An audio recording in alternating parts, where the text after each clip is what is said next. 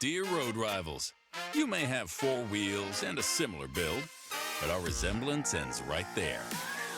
Later, Toyota. Find yours at Toyota.com. Toyota. Let's go places. Some days, I choose the most difficult trail. I test my limits. Taking the hard path isn't always easy, but I know it's the right way. When I get done with my ride and I look back at what I've just accomplished, I feel amazing. It takes courage and determination to do hard things. But you can do them. Quitting tobacco and vaping is possible. You decide when. We'll show you how. Learn more at projectfilter.org or call 1-800-QUIT-NOW. We're Valley-wide Country Store. For 100 years, we've been your #1 choice for food, fuel, farm supplies, and just about everything else you could need to get you through your day. We know you work until the job is done, and so do we. For gas on the go, or a little extra to help you get down the road, you can count on us. We are proud to employ your neighbors and to be a cornerstone of your community. We're Valley-wide. Yesterday, today, and tomorrow. We're here for you. Yeah, I know a little something about myths. Like the myth that speeding isn't dangerous. Oh, and that myth you can tailgate at a safe distance. Or that you could safely weave in and out of traffic. Don't be fooled by myths. You'll get yourself into a hairy situation. Stay focused on the road. Be a legend like me. Have you heard the one about Charlie over at Pay Lake? Dear Detour, you asked us to measure up. So yeah, we did. When life slings you mud, sling it right back. Stay strong. Toyota Trucks. Toyota. Let's go places.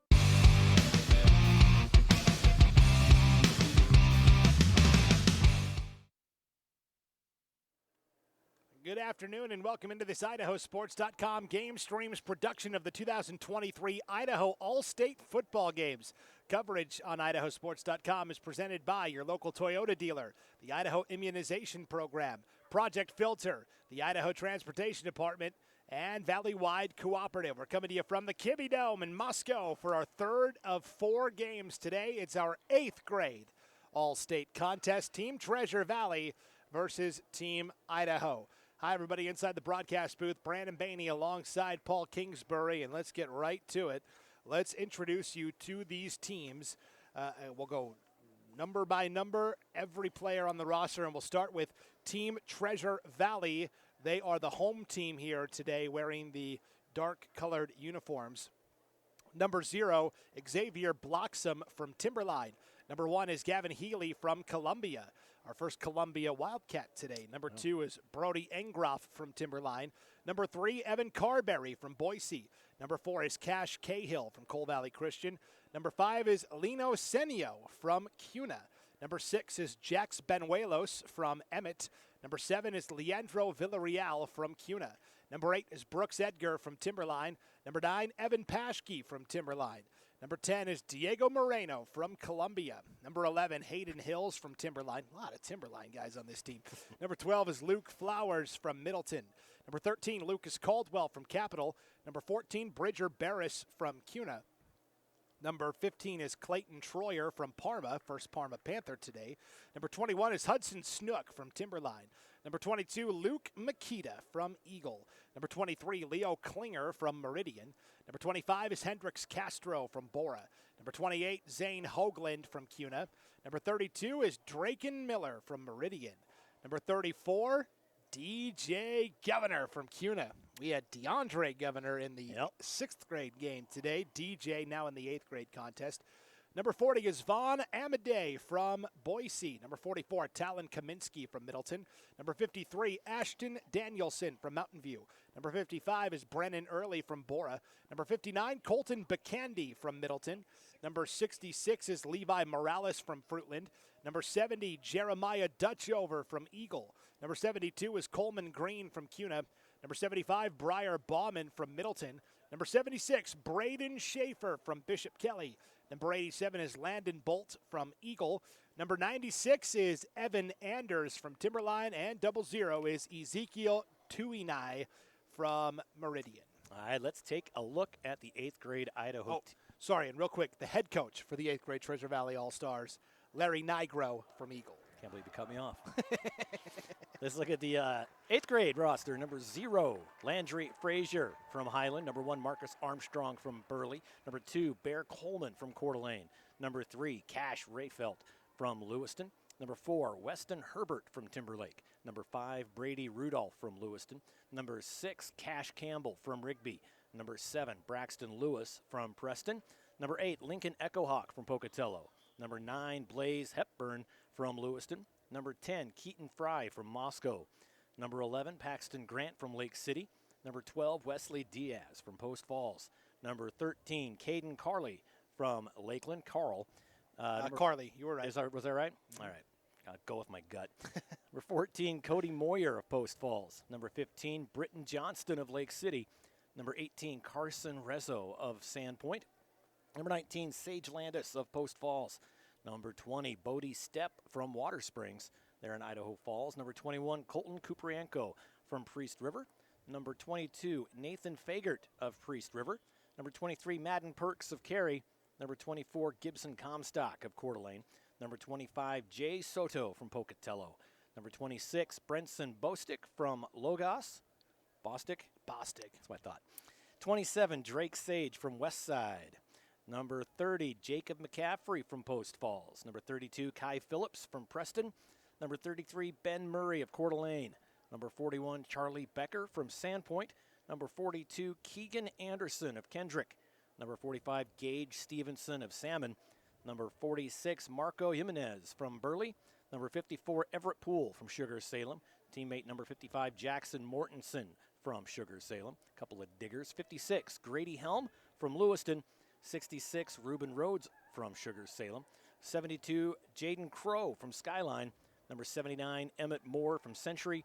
Number 81, Ty Donahue from Minico. 82, Kane Burns from Priest River.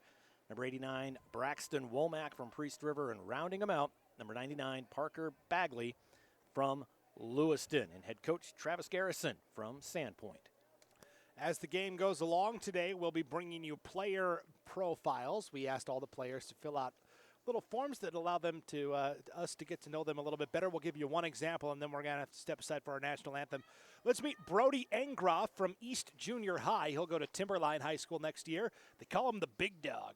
He's a 4.0 student. He likes hanging out with his brothers Austin and Bo, and he loves his dogs Taco and Jax. He loves the Miami Dolphins, and he likes to work out and lift weights. He wants to give a shout-out to his mom, Beth Engroff, because she does so much more than me, and he also plays baseball. That's Brody Engroff from Timberline. I like tacos and dogs. I've never had a dog named Taco. Maybe it's time to reconsider. Maybe it is. We will ponder that as we take a break for our national anthem, as we are ready for the 8th grade All-State game coming your way from the Kibbe Dome in Moscow right after this on idahosports.com.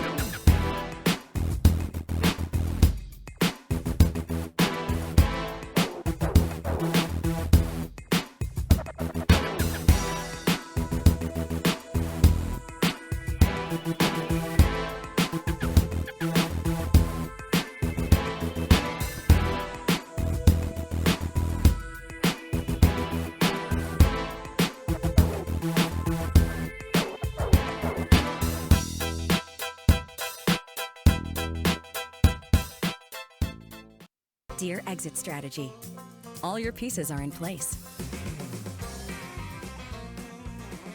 Thanks for being there when I need you most. Always Toyota SUVs. Toyota. Let's go places. Welcome back to the Kibbe Dome in Moscow. Brandon Baney, Paul Kingsbury here on idahosports.com. We are going to be behind schedule for our kickoff as they are just now announcing the teams. But while they do that, give us a chance to introduce you to some more of our All-State players. That's true. So here we go.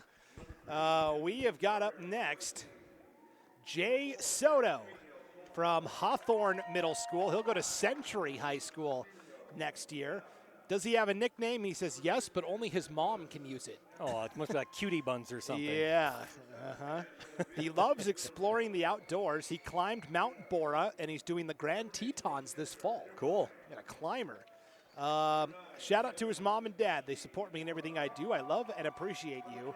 And Jay Soto also does soccer, basketball, lifts weights. He runs, he fishes, he hunts, and climbing those big mountains. That's Jay Soto from Century.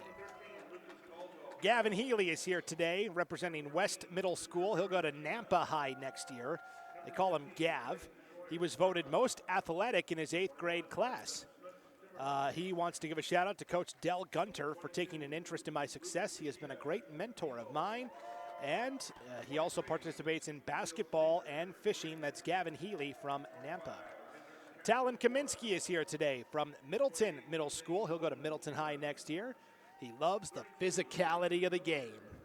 Nice. Varsity coach Bill Brock says, oh yeah. Bring it on. That's a guy I can use. He says, shout out to my grandparents, uncles, and aunts for always supporting me. He also likes basketball, hunting, and fishing. That's Talon Kaminsky from Middleton. And we should point out that these are players that have completed their 8th grade year of school. So these, not all, but some of these names you're hearing today in this 8th grade All-State game, you will hear this fall as potential varsity contributors. Yeah, absolutely. Certainly JV contributors. So keep that in mind. We'll tell you where each of these players is headed to high school next year. Luke Makita, he went to Cole Valley Middle School, but he's going to go to Eagle High School next year. He wants to give a shout out to his parents for taking me to all my sporting events and teaching me about God. Very important. Yep. And so he also likes working out. That is Luke Makita from Eagle. Of course, Ethan Makita was a great athlete for the Eagle football team in the recent past. We'll meet next Ashton Danielson from Lake Hazel Middle School. He'll go to Mountain View High next year. He can do a backflip. We got a lot of kids here who can do backflips. He wants to give a shout out to his mom, his dad, his grandparents, and his brothers and sisters. He also likes wrestling, weightlifting, and fishing. That's Ashton Danielson from Mountain View. Levi Morales is here today from Fruitland Middle School. He'll go to Fruitland High next year. His nickname, Tank. Nice. Tank Morales. He took 4th place in the heavyweight division at the Iowa Nationals with Team Idaho. That's wrestling, and of course, that's impressive. That's a huge accomplishment. Chris Owens has done a tremendous job with Team Idaho wrestling in terms of competing at the national level. He wants to give a shout out to Brevny Morales. That's his mom. He says, thanks for feeding me nonstop. Yeah, I can only imagine what that grocery bill looks like. Yep. He also likes to wrestle, of course, and weightlift. That is Levi Tank Morales from Fruitland. Hayden Hills is here today from East Junior High. He'll go to Timberline High next year. Shout out to my mom and dad. I thank them for helping me get to where I am today. He also likes basketball, weightlifting, and track. Hayden Hills from Timberline. Jax Benuelos is here today. He is a homeschooled student, but he will be playing for Emmett High School next year. Hidden strength, he says, I'm an academic weapon. Nice.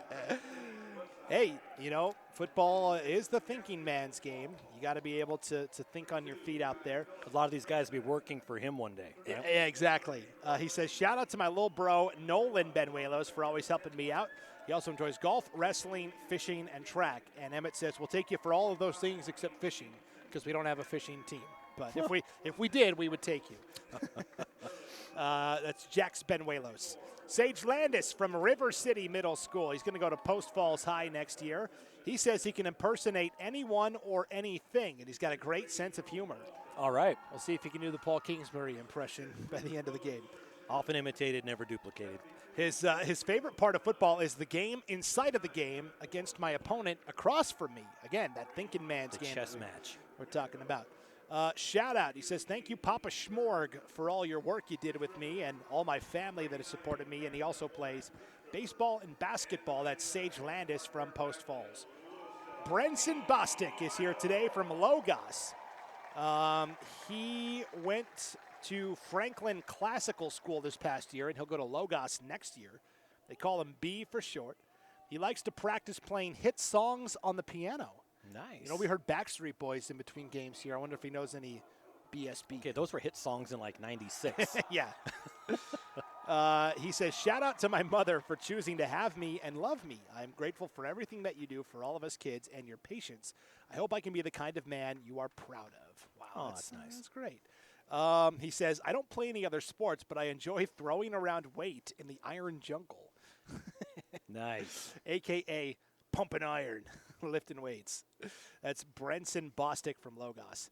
Getting ready for our coin toss here. We'll introduce you to a few more of our players. Hudson Snook from, is it LeBois? LeBois. LeBois. Okay, LeBois Junior High. Yep. He's going to go to Timberline next year. Hudson Snook, his nickname is Snooky. Straight from the Jersey Shore. He says he's an amateur screenplay writer. Maybe he could do the Paul Kingsbury biopic and how IdahoSports.com got started. I like it. Obviously, we'll have to cast someone to play you. I'm thinking Ben Stiller. Similar height. Wow, that hurts. I was thinking Tom Cruise. He's also a similar height. But that's true. Well, whichever way you want to go on that. He says, shout out to my biggest fan and teammate for life, Harper Snook. And he also does wrestling, golf, track and field, basketball, hiking, and hunting. That is Snooky, Hudson Snook from Timberline. We've got Ruben Lee Rhodes, a.k.a. Rhodes. Rhodey. From Sugar Salem. He went to Sugar Salem Junior High. He's going to be a digger next year. He says he's ambidextrous. And I wonder if that applies. Won't hold that against him? Yeah, to writing and throwing a ball or everything. Yeah, everything. Shout out to my family for supporting me in playing football. He also likes gaming, hunting, fishing, and wrestling. That is Ruben Rhodes from Sugar Salem. I'll bet he knows Lance Taylor. Yeah, Lance knows everybody, so that's a fair assumption. Marcus Armstrong is our next player from Burley Junior High. He's going to play for Cameron Anderson and the Burley Bobcats next year. Marcus makes friends easily and likes to include everyone. That's the standard parent response on the form. It really is. He says, thanks to my coaches and supporters for this opportunity, and he also plays basketball. That is Marcus Armstrong from Burley. And we've got Landon Bolt as well from Star Middle School. He's going to be an Eagle Mustang next year. Born in South Dakota, Idaho transplant. He has a passion for working on older American vehicles. Hey, you know what, Landon? My dad's been restoring a 68 Camaro for about 20 years now. Really? He's like getting to the finish line. Maybe you can go help him finally get that thing across.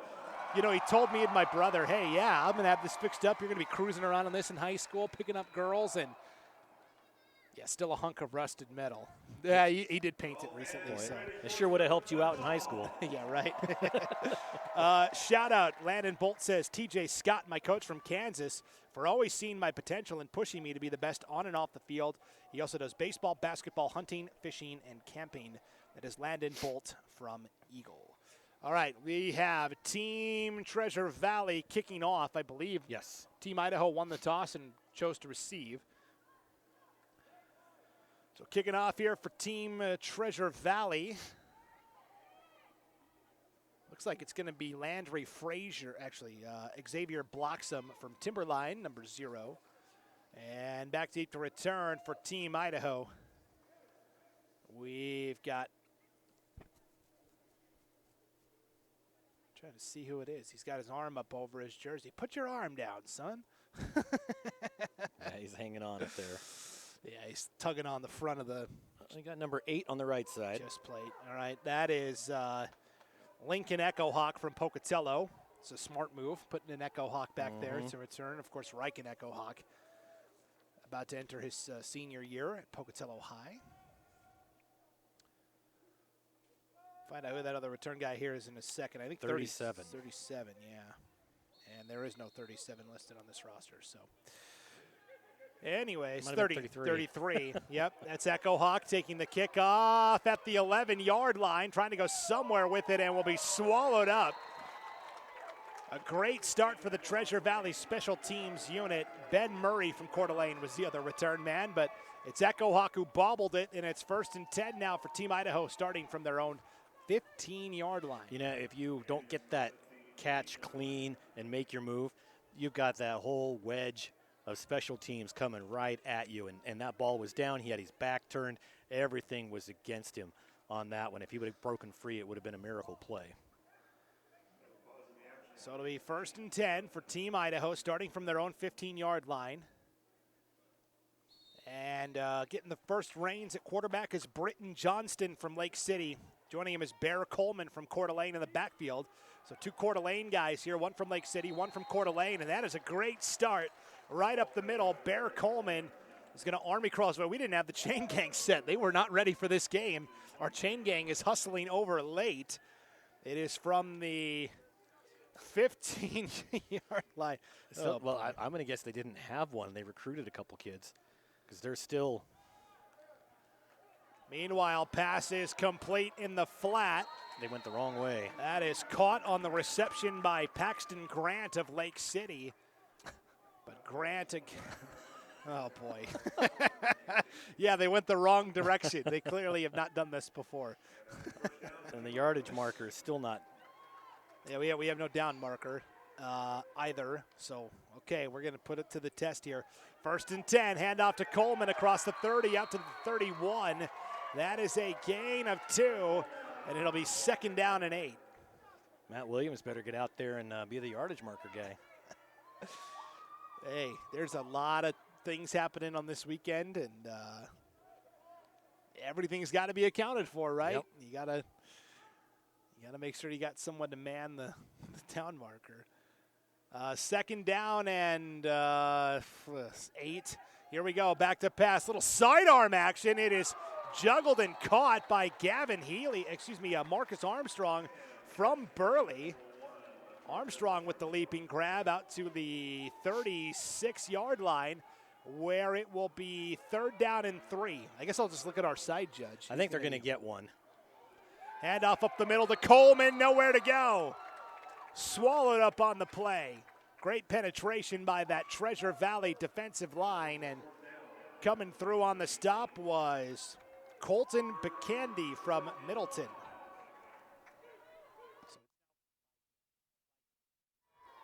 So Bicandy with the stop. It's now 4th and 1. Handoff to Coleman again. Ball came out at the end.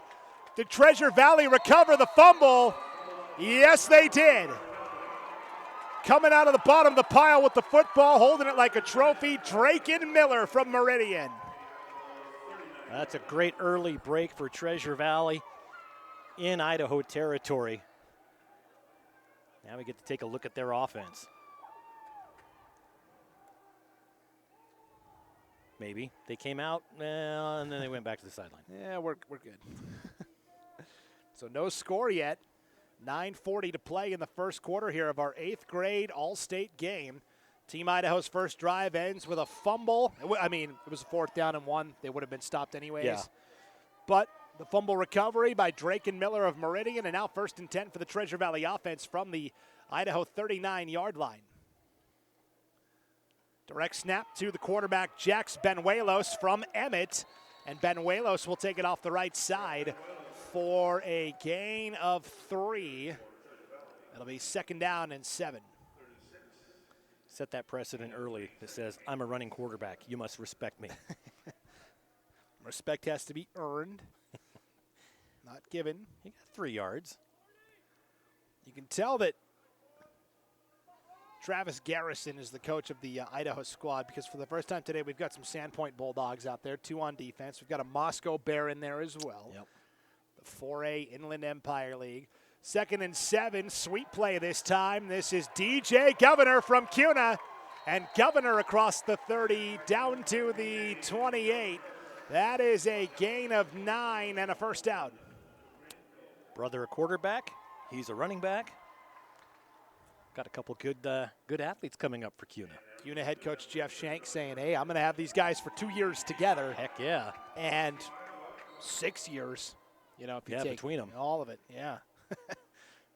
He's ready. So it's a fresh set of downs, 1st and 10 for Team Treasure Valley from the Idaho 28-yard line. Benuelos out of the gun, tailback on his right hip. Back to pass, stands, delivers to the end zone, overshot his man, incomplete.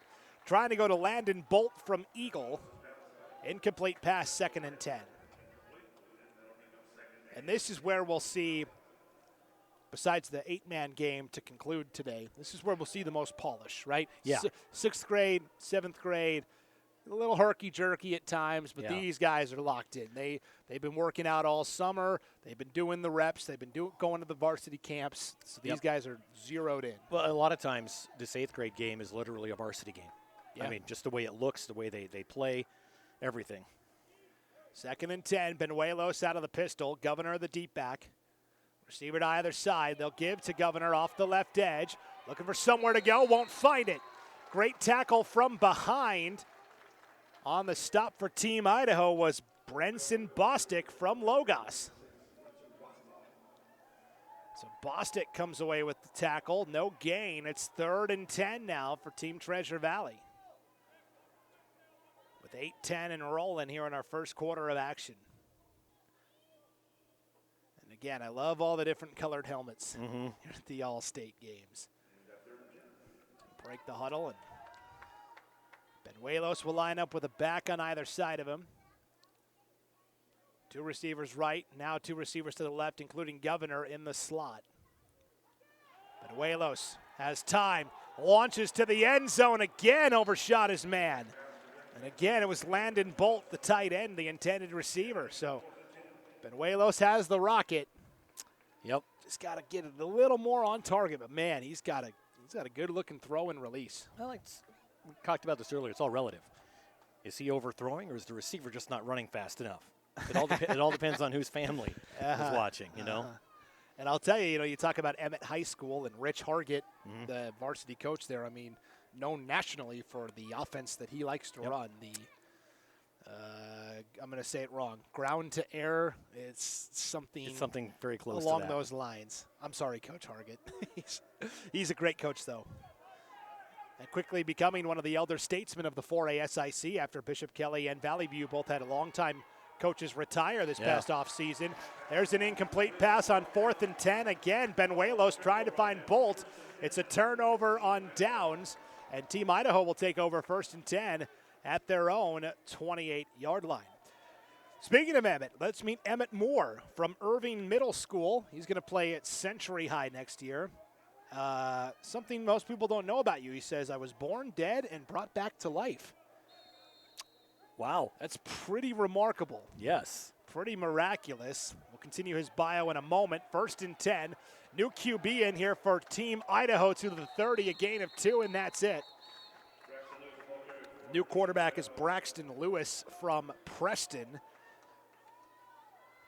Meanwhile, for Emmett Moore from Century, he wants to give a shout-out to his Uncle Kobe and his mom.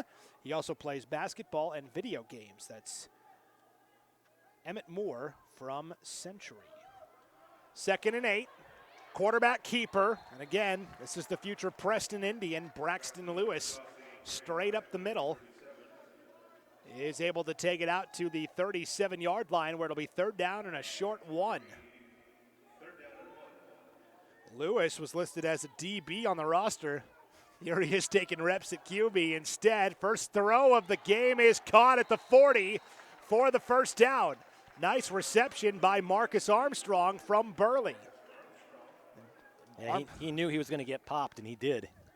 Armstrong's got those lime green gloves out there as well. Really popped, looking good.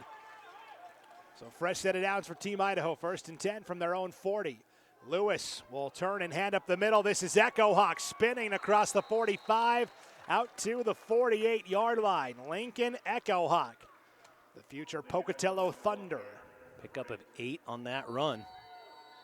And a little hurry-up offense here from Team Idaho is going to prompt a timeout here from Treasure Valley head coach Larry Nigro of Eagle.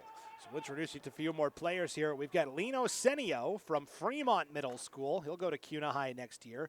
He says, I just want to thank my dad for working with me to become the best football player I can be. He also plays basketball. That's Lino Senio from CUNA. Bodie Stepp is here, our lone Water Springs representative so far. Now, he goes to Water Springs Middle School, but it says here he's going to go to Hillcrest next year.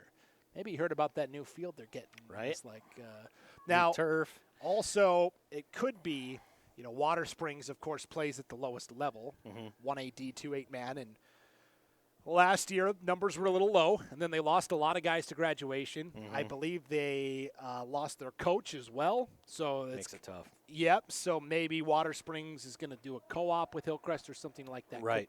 Could be. So I haven't been able to figure that out yet, exactly who's co-oping and who isn't. I know that Meadows Valley is going to co-op with McCall Donnelly. With McCall. So any Meadows Valley kids are going to go play with McCall Donnelly this year. But meanwhile, Bodie Stepp likes pink. He moved from Texas to Idaho 3 years ago and had never played football until he moved to Idaho. So you're welcome. Yeah. Second down and 2. Passes tipped and picked at the 49-yard line.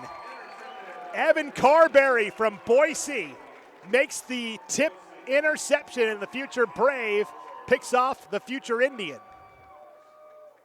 So a nice tip and interception there from Evan Carberry of Boise, and that is 2 takeaways on 2 defensive possessions for Team Treasure Valley. Wrapping up quickly, Bodie Stepp's profile. He says his favorite part of football is making pancakes, getting those pancake blocks. He says, "Hi, Nana. Thanks for watching." And he also plays basketball and throws the discus and shot put and track. He enjoys playing video games, and he has a pet ball python named Slinky. Very cool. That's Bodie Stepp. Does he start him at the top of the stairs and throw him off and see if he slinkies down? We'll have to ask him. 1st and 10 for Team Treasure Valley following the interception. Handoff to Governor on first down across the 50. Out to the Idaho 47-yard line. A pickup of 4 to make it 2nd and 6.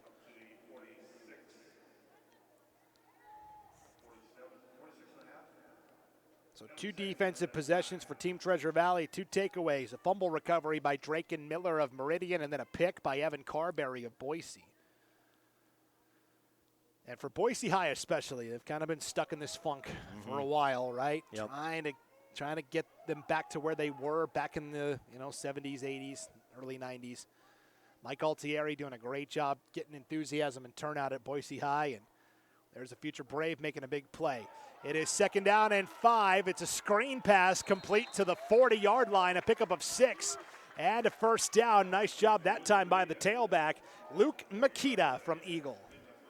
Weird, Makita in the slot on the reception? I've heard that before somewhere. Yeah, just about 2 hours ago. An hour ago. 5:15 to play, first quarter. No score yet, but Team Treasure Valley threatening. It is 1st and 10 from the Idaho 40-yard line. They'll break the huddle and send 2 receivers to either side.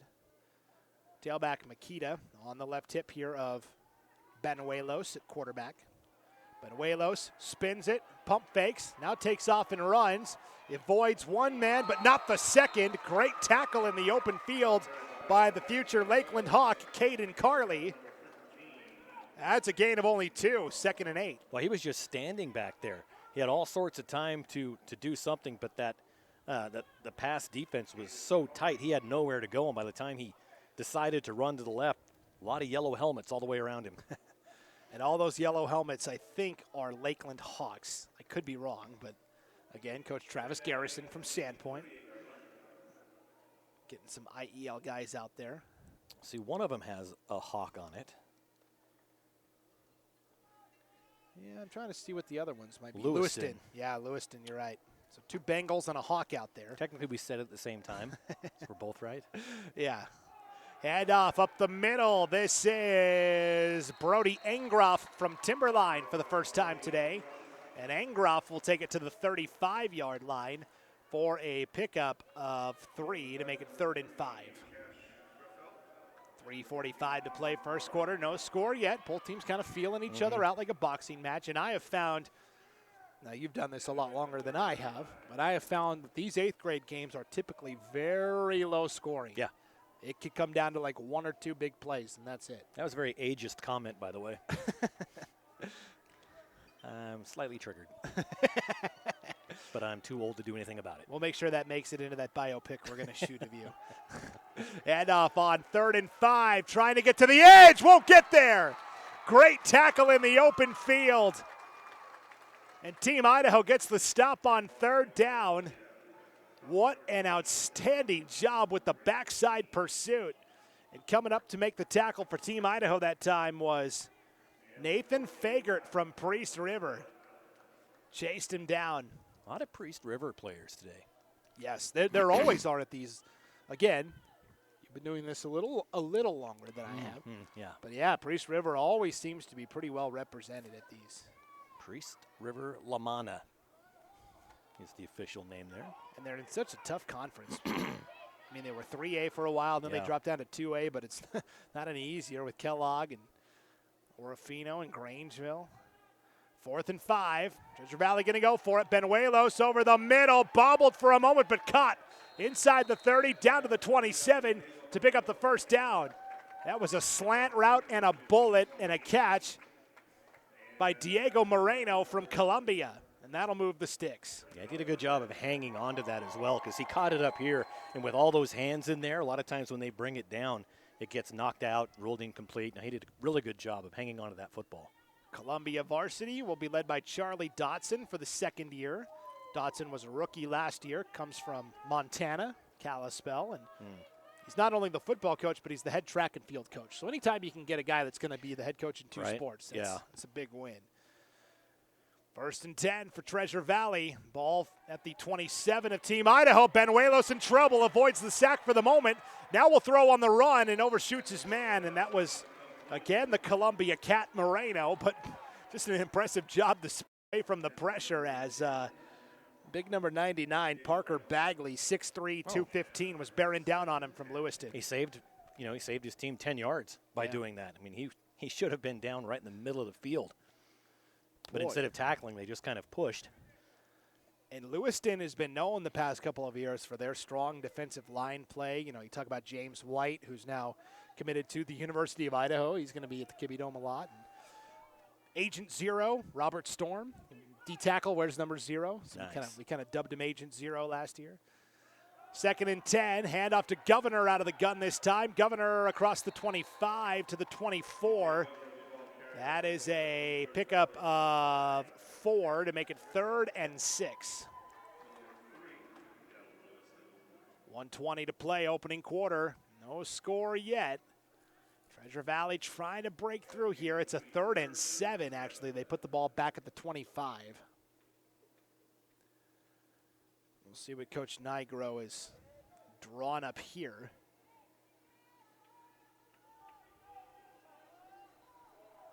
They'll have a receiver to either side. Big tight end in the slot is Landon Bolt, 6'3", 170. Governor in the slot as well. Benuelos out of the gun, 3rd and 7, screen pass. Governor caught at the 25, the 20, spin move at the 18. Penalty flag comes out for the moment. DJ Governor a yard shy of the first down. It would be 4th and 1, but we'll see what the yellow hanky is for.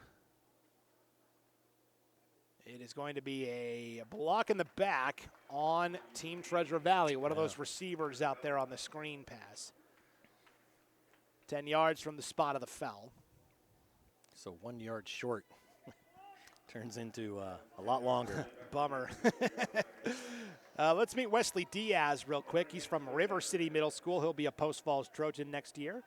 Shout out. Wes, you're amazing, talented, tender, and true. Never stop chasing your dreams. Never stop giving up. I love you, from Mom and Big Jace. We had a reverse shout out there. Mom wants to give a shout out to. I like it. Yeah, that was great. He also does wrestling, 7-on-7, and basketball. That's Wesley Diaz from Post Falls. Final 20 seconds of the first quarter. Could be our final play of the period. Benuelos on 3rd down and 15. Screen pass, hook and ladder. That is Governor on the pitch out, the 15, the 10, and spinning out of bounds around the 6. They'll actually mark him out back at the 11, but either way, it's enough for the first down, the old hook and lateral play there. You know, as Governor came around that side, I was like, boy, they've got him, they've got the other receiver, and as he came around, it just kind of, you know what, that could be, yep, it is. Oh, the old hook and lateral. You don't see that too often in the first quarter of a football game. Yeah, I mean, where do you go from there? That's right. Yeah. He did step out with 9 seconds to play first quarter, so it's 1st and 10 from the 11-yard line. Benuelos will keep it himself, will spin inside the 10 and be brought down around the 6, where it will be 2nd down and about 7, and that is how the first quarter ends. So we've dueled to a draw through 1. Team Idaho 0, Team Treasure Valley 0. And we will be back after this break. You're watching the 2023 8th grade Idaho All-State football game on idahosports.com.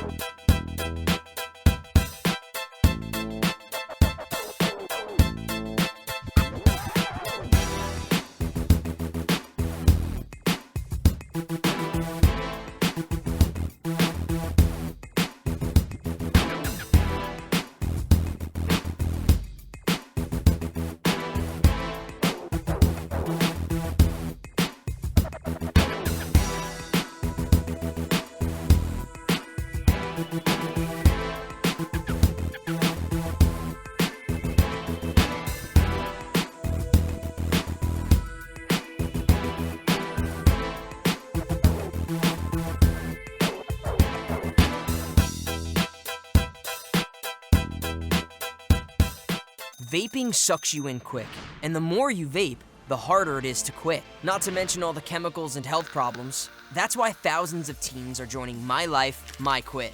Visit mylifemyquit.com or text Start My Quit to 36072.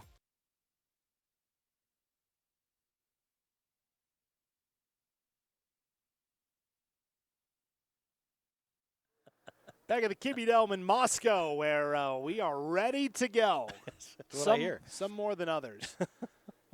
Treasure Valley on the move here. We're in a scoreless ball game in our 8th grade All-State game, but they are facing a 2nd down and 7 from the Team Idaho 7-yard line, so knocking at the door. Hey, let's quickly meet Tristan Ellis. He's from O'Leary Middle School, future Twin Falls Bruin. He can do wrestling pretty good. That's what he said. I can do wrestling pretty good. All right. Shout out to Coach Brian Harshman for helping me all these years with football. He also does basketball and wrestling, as he previously mentioned. Tristan Ellis from Twin Falls. So it is 2nd and 7 for Team Treasure Valley. We've flipped the field here. Ball is at the 7-yard line at Team Idaho. They have to get to the 1 to pick up the first down. Benuelos, hand off to Governor, looking for the edge, has the opening, has the touchdown. DJ Governor windmills his way into the end zone, and the celebration is on. Treasure Valley strikes first. I like it. Teammates excited. Get our first score. Took a while. Well, first play of the second quarter ends in a 7-yard touchdown run for DJ Governor.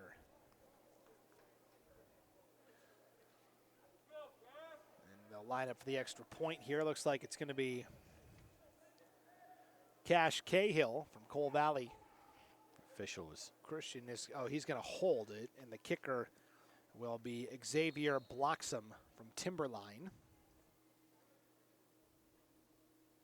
Oh, bobbled snap, and Bloxam will just fall on it. Actually, Team Idaho will fall on it. Yeah. And so the extra point offline. Never really got started. 11:53 to play before halftime. A 6-0 lead for Team Treasure Valley. Let's meet a few more players. Evan Anders from LaBois Middle School. He's going to go to Timberline next year. He says he likes to go skiing. And he wants to give a shout out to Coach Colberly and Coach Corda Biarte. Thank you for pushing me to be the best player I could be.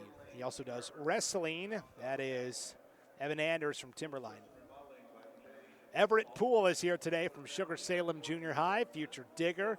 He loves animals and wildlife, especially his dog, Bella. Hey, my dog's name is Bella, too. Some people would say she's a menace to society, though. I like Bella. I like Bella. Let's see. He can also play the violin and guitar. He's mastered some yo-yo skills / tricks, and he's working on mastering some card tricks. Yo-yo Ma. I'm gonna hire him for the next party I've got. He can entertain. The next Idaho Sports Christmas party. He's there. That's right. He says, shout out to my teammates and coaches back in Sugar. He is excited to be a part of the winning tradition in high school, and what a tradition it is. He loves fly fishing, hunting, track. He was the highest district champion in shot put for his 8th grade class. He also likes spending time and having fun with friends and family. Everett Poole from Sugar Salem. Yeah, Tyler Richens, football coach at Sugar Salem High. Yeah. He's got a good, smooth machine running, that's for sure. Here's the kickoff. It'll be taken at the 17-yard line here.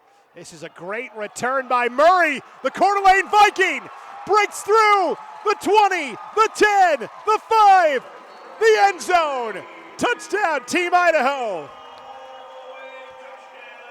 That is a 71-yard kickoff return for a touchdown by Ben Murray of Coeur d'Alene High. That's the fastest Viking I've ever seen.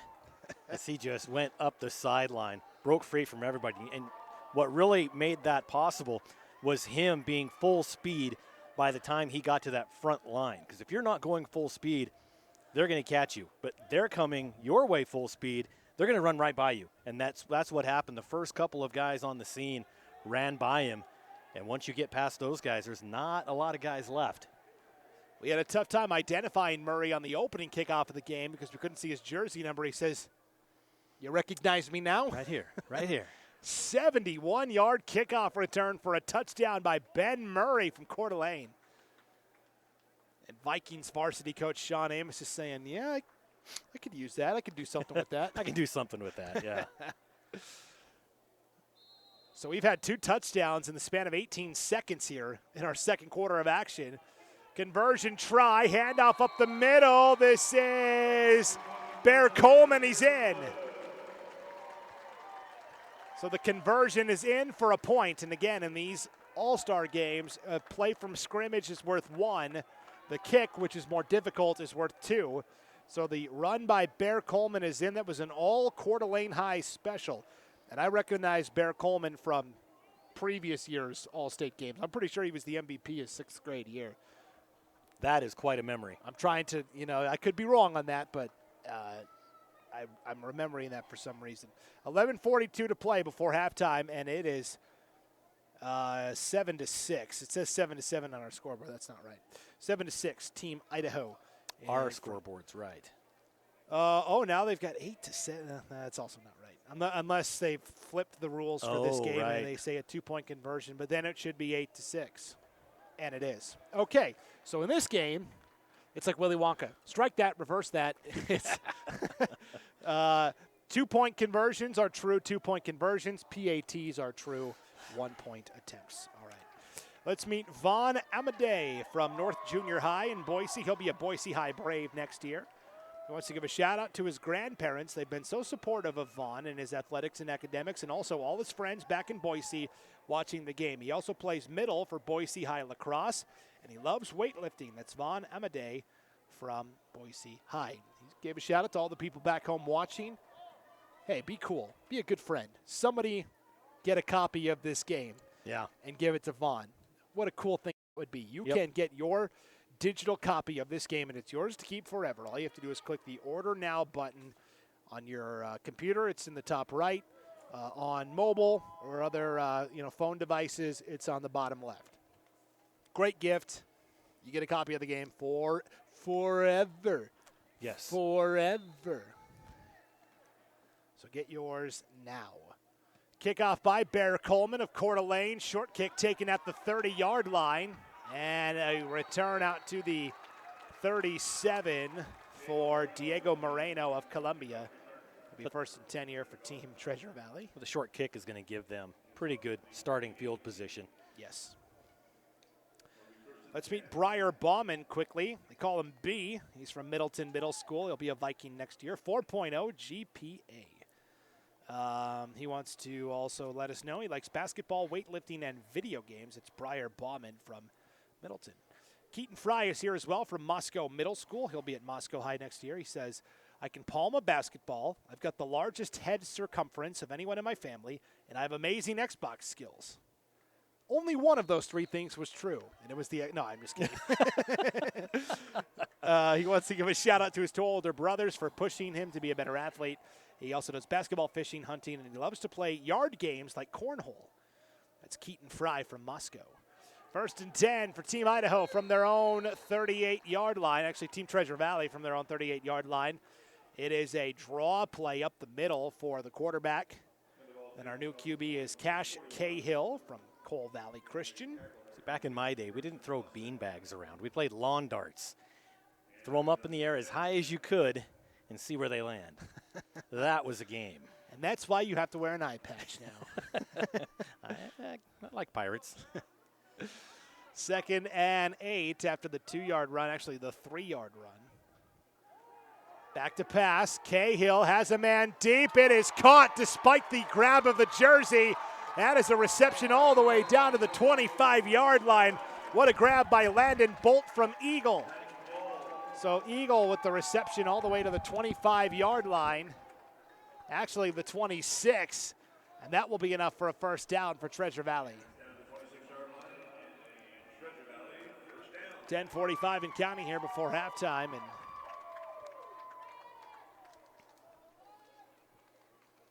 our biggest play of the game, scrimmage-wise.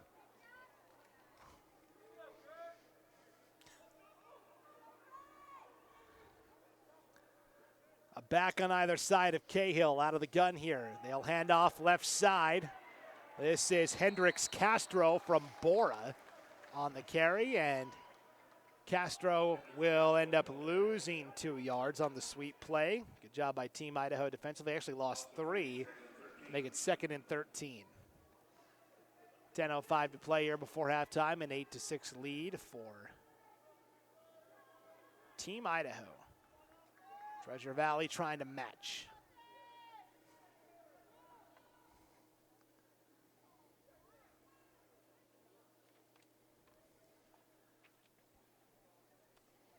Quarterback Cahill had to run all the way to the sideline to get the play and then run all the way back over to the huddle. You know, and I've seen more and more varsity teams doing that, where the quarterback goes to the sideline, comes back, and I'm like, you're just wearing your quarterback out. There's got to be a better way. Signs on the sideline. Have a receiver come in with the new play or something. Trips to the left, single receiver to the right. Cahill rolling out left side, in trouble, avoids the sack initially, now just flips it. Oh, nearly picked on that far sideline. He was trying to just shove it out of bounds, and at the last moment, Carson Resso from Sandpoint came up and said, yeah, I'll take that, thanks. Yeah. Boy, ultimately an incomplete pass, but that was a dangerous. I'm a Green Bay Packers fan, so I've watched a lot of Brett Favre over that's the kind of thing Brett Favre would try and pull. No, you're exactly right. Or like Tony Romo maybe, but it's just like, yikes. Anyways, after all of that, 3rd and 13 now. Tony Romo. You know, Tony was going to come here to do the games for us today, but had a last-minute appointment. Yeah, it's unfortunate. So. 4 wide, back to pass. Cahill going to throw to the right side. Juggling catch is made inside the 10, down to the 7. That's a second humongous grab by Folt, the tight end, on this drive alone. It sets up a 1st and goal for Team Treasure Valley from the 7. So you can tell this is a guy they're trying to get the ball to. When Benuelos was in the first quarter, he threw to him like 3 times in a row and couldn't connect. He's already had like a 40-yard reception and then the nice back shoulder bobble catch as well. So Eagles going to have a new coach this year for the varsity. A screen pass dumped off in the flat to the running back. He's in for the touchdown. That's Hendrix Castro from Bora in for 6.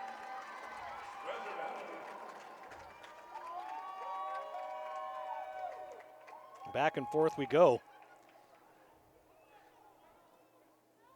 Our last game was a good back and forth game as well. So Hendrix Castro The future Bora Lion with the touchdown grab. J.Q. Kenyon, the head varsity coach, took over for Jason Burton, who moved to Cary when his wife Kayla became the high school principal in Cary. That's her hometown. And then after 2 years over there in the Wood River Valley, moving back to the Treasure Valley, Jason Burton, new head coach at Hawaii. He's kind of come That's right. full circle here. They try the two-point conversion on the run and don't get it. And so the score remains Treasure Valley 12 and Team Idaho 8 here with 8:45 to play before halftime. Let's meet some more of our all-state players here. We've got Jaden Stormcrow, a.k.a. JJ from Eagle Rock Middle School. He'll be a Skyline Grizzly next year. He says he's very social, ... lots of friends. Okay. Nothing wrong with that. Sounds like our former president. I'm very social, lots of friends. Everybody tells me I'm the best friend they have. You wouldn't believe it. Shout out is to Grandma and Grandpa. Thank you for letting me go to camp again. I appreciate the time and money spent to get me to camp. Thanks for everything you do for me. Nice. He also likes to play video games and shoot hoops. He's a basketball player. Jaden Stormcrow from Skyline. Paxton Grant is here from Woodland Middle School. He'll be at Lake City High next year. He also does basketball, golf, and track, and he loves the contact of football and catching passes. That's Paxton Grant from Lake City. And Leo Klinger from Meridian Middle School. He'll be a Warrior next year. They call him Young Ham. Oh, boy, a lot of good info here on Leo Klinger. We'll get it to you after the kickoff. I don't want to miss anything here considering Ben Murray took the last kickoff back for a 71-yard score. They'll try the onside kick this time. It will go out of bounds for a procedural penalty. So now I can tell you all the bio stuff here about Paxton Grant. His tongue can touch the tip of his nose. Okay. So can mine. He's the baby of the family. His two older sisters were/are athletes, Sophia and Penelope, and they compete at everything from basketball in the driveway to board games in the living room. And he says, I always win. Of course he does. In all caps. Shout out to Uncle Kellen. Thanks for being the best uncle ever. My brother from another mother. And to KJ Mack on Cool 101.5 for showing me some love on his radio broadcast. Nice. Okay, he's a wrestler and basketball player, enjoys working out and lifting, likes being outdoors, fishing, boating, rafting, loves watching sports. He's a premier spike ball player. Splat guns and paintball games are a blast as well. That is Leo Klinger, a.k.a. Young Ham. Young Ham. Meridian. Yes, Young Ham. So if I said Corporal Klinger, would you have any idea what I was talking about? No. 1st and 10, Team Idaho. Run up the middle, and forgive me for not looking at the run, which was Ben Murray taking it for 2 yards, but downfield on that offensive line, Parker Bagley from Lewiston absolutely demolished whoever was in front of him. Pushed him back, what, 35-yard line? Yeah, that was like a pancake and a half. Great blocking by Parker Bagley out there at left tackle. Counterplay to Murray, runs right into a wall of defenders. And coming up to make the stop, big 0 for Team Treasure Valley, Ezekiel Tuinai from Meridian. He is 6'2", 335 pounds. Meridian varsity coach John Zamberlin licking his chops. Yeah, Tuinai, just a big, big kid out there coming off the field. And did that ball come out at the end? It looks like it was a fumble recovery. Turnover on downs. Oh, turnover on downs, Yeah. Okay. Sorry, I lost track of the downs with all that bio info I know. on Young Ham. You got hung up on the ham thing. Who's Corporal Klinger, quickly?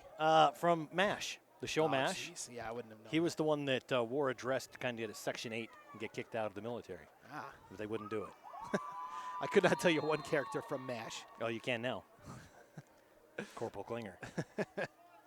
1st and 10 for Team Treasure Valley. Back to pass, rifle over the middle, picked. That ball intercepted, threw it right to the defender, Charlie Becker from Sandpoint. So a turnover and downs. The very next play, it's an interception by Becker.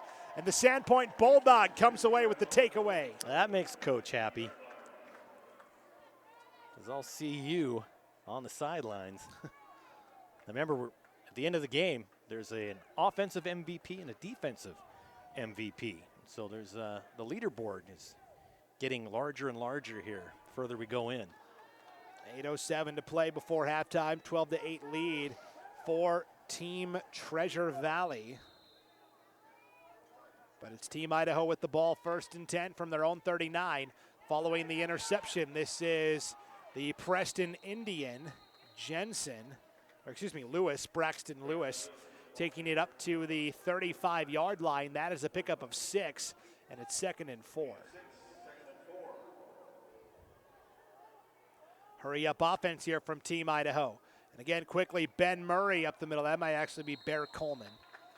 Got to make sure I get my Coeur d'Alene Viking backs correct here. That is Coleman. And Coleman will take it 2 more yards to the 48. Actually, yep, 3rd and 1 now.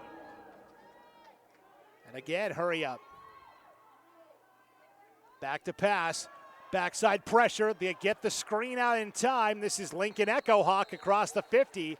And Echo Hawk will take it up to the 47-yard line of Team Treasure Valley for a pickup of 5 and a 1st down. And Echo Hawk did a great job of getting every yard he could out of that play. He caught it, and he didn't waste time deciding what to do. He just turned, knew he wasn't going to get a lot, but got everything he could out of it.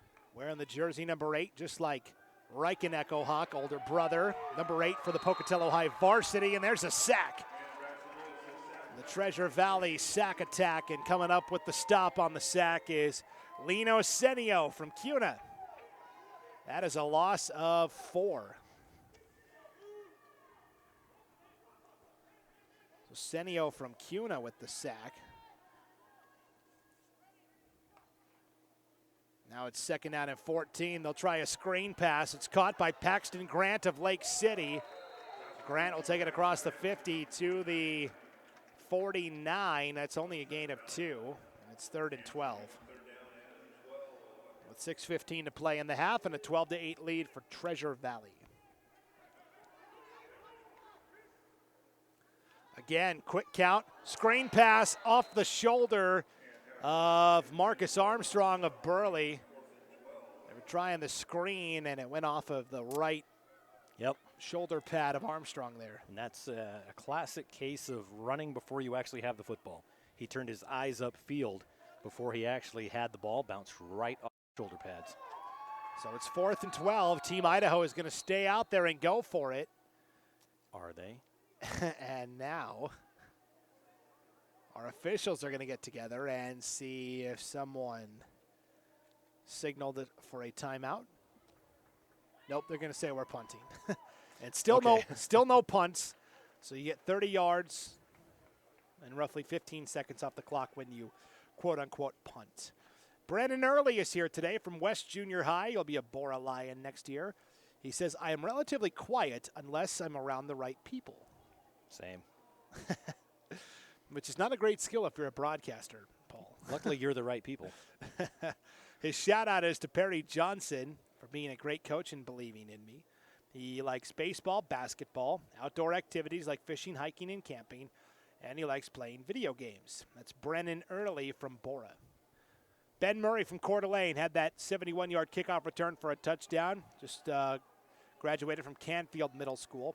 He received his middle school's first Student Athlete Award this year for playing multiple sports while achieving a 4.2 GPA. He also did track for the first time this year and placed first in districts for the 100-meter dash. Nice. And we saw it on that kick return. Yep. 1st and 10, Team Treasure Valley from their own 19-yard line. Handoff to Governor. Nowhere to go. Swallowed up back at the 8-yard line. Great pursuit that time from Team Idaho, and in particular, it looked like Madison Perks from Cary coming through to make that stop. Wrapping up the bio here for Ben Murray. He wants to give a shout-out to his friend Gibson Comstock for still coming to the All-State game to support me and the team, even though he's injured and unable to play in this year's game. He also likes basketball, track, skiing, wake surfing, and golf. That's Ben Murray from Coeur d'Alene. So Perks, the Cary Panther with the big stop. A loss of 4 makes it 2nd and 14. The sun really coming through here at the Kibbe Dome now. Yep. 2nd and 14. Cahill slings it in the flat. That is caught at the 15. Outside to the 20 or just shy of it. They'll mark him at the 19-yard line. So a quick hitter and a little screen that time to Luke Makita from Eagle. Brings up 3rd down and 4 now for Treasure Valley from their own 20. We're down to 4:30 to play before halftime. And it's the TV All-Stars in front, 12-8. So you think Madden Perks was named after John Madden? Distinct possibility. Definitely could be. Definitely. I'm a little surprised on how they spelled his name because it's spelled M-A-D-D-E-N. I'll tell you why here in a second.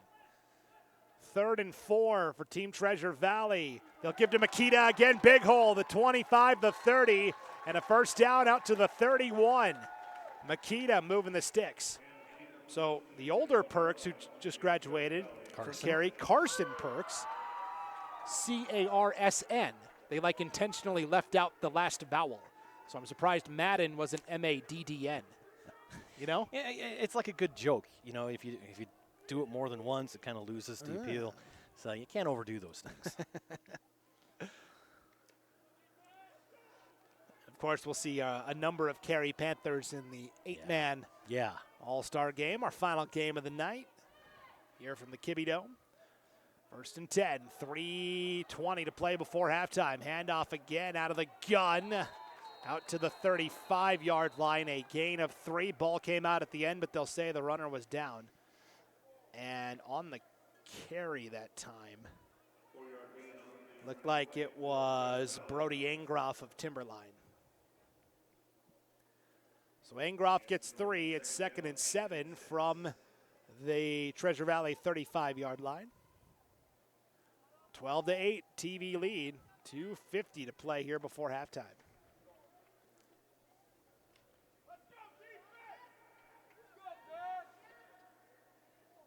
And anytime a fan yells, it kind of echoes. Yeah. Here in the cavernous Kibbe Dome. 2nd and 7, direct snap to the quarterback, Cahill, and Cahill runs right into the awaiting arms of Jay Soto from Pocatello. Now, see, it says Pocatello on this roster, but on his bio, he put that he was going to Century. So, change of heart, possibly. Yeah.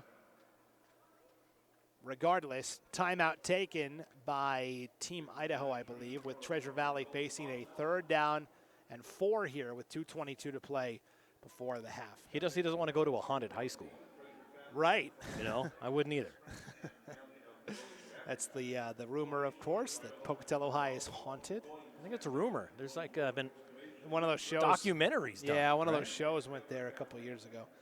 Let's meet Keegan Ray Anderson, a.k.a. Keegs, from Kendrick Junior-Senior High School. He'll be a Kendrick Tiger next year. He's on the honor roll. He likes to make people laugh, and he's never met a stranger. He's friends with everyone he meets. How about that? Let's see. Shout out to his older brother, Colby, who passed away 3 years ago and is watching from that big lazy boy recliner in the sky. Very nice. Yeah, it's cool. He says, thanks for teaching me how to take it to the next level.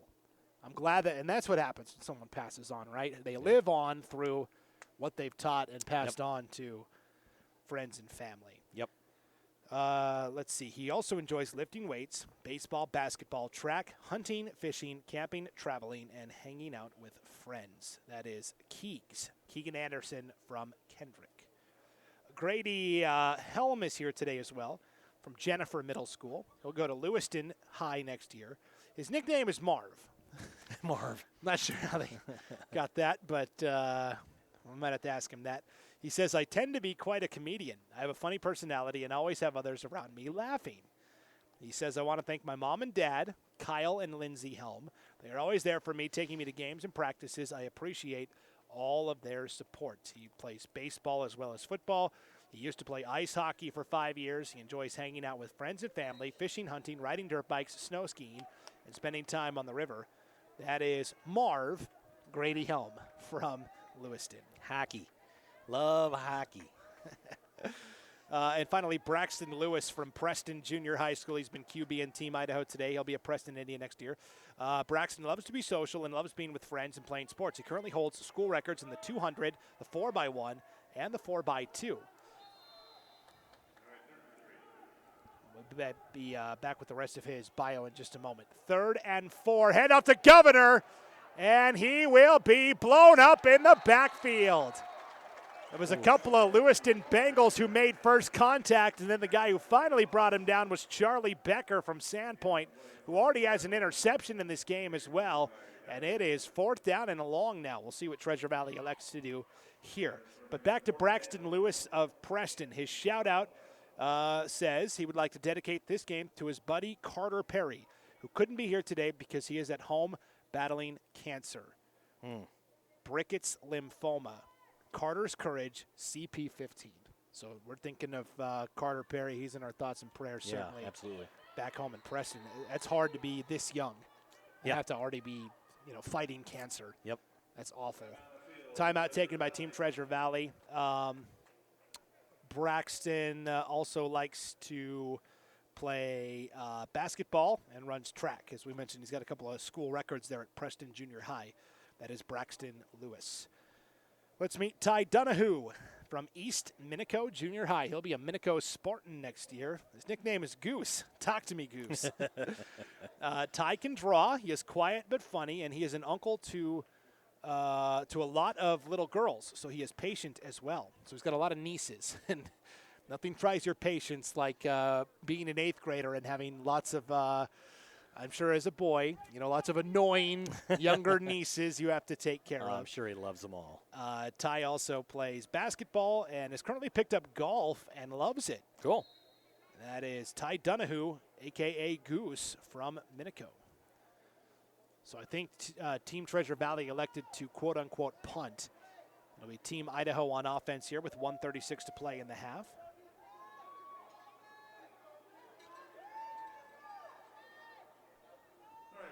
And how about this? Our quarterback, Braxton Lewis of Preston, lined up as a receiver at the bottom of your screen. And meanwhile, in at QB. And the official's talking to him like, hey, can you give me a heads up here? Is Britton Johnston of Lake City. Hard count. Team Treasure Valley jumps. And instead of 1st and 10 from the Idaho 46, we'll move it up 5 yards to 2nd and 5 from the Treasure Valley 49. So we have already crossed the 50 without running a play from scrimmage. Team Idaho trailing 12-8 with 1:36 to play in our opening half. Oh, I thought you, I think you repeat first down, so 1st and 5. Oh, yeah, sorry. 1st and 5, you are correct. Johnston, deep shot, has a man, it's caught! Nobody home, 20, 10, 5, touchdown, Team Idaho, back in front.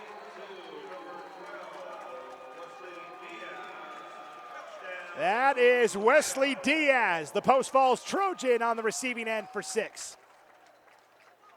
He's got a fan down here in the front row. He's got a Diaz on the back of his hoodie.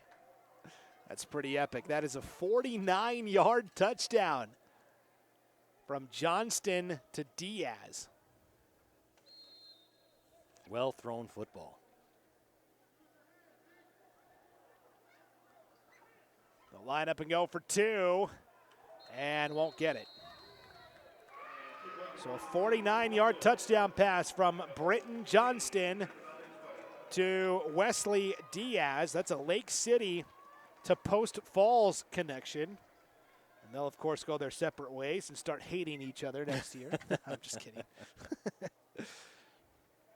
But Team Idaho back in front now, 14-12 with 1:28 to play here before halftime. And we'll get ready for the kickoff and introduce you to Cash Rayfelt.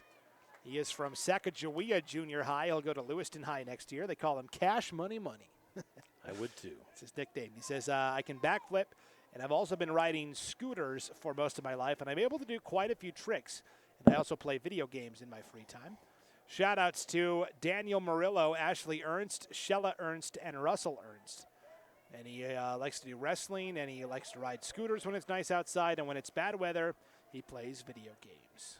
That's Cash Rayfelt. I'm going to Lewiston. go out on a limb and say, I bet he plays video games when it's good weather, too. Just a guess. We are indoors. Deep kickoff taken at the 25-yard line. On the return, staying on his feet, out to the 40, stiff arm to the 45.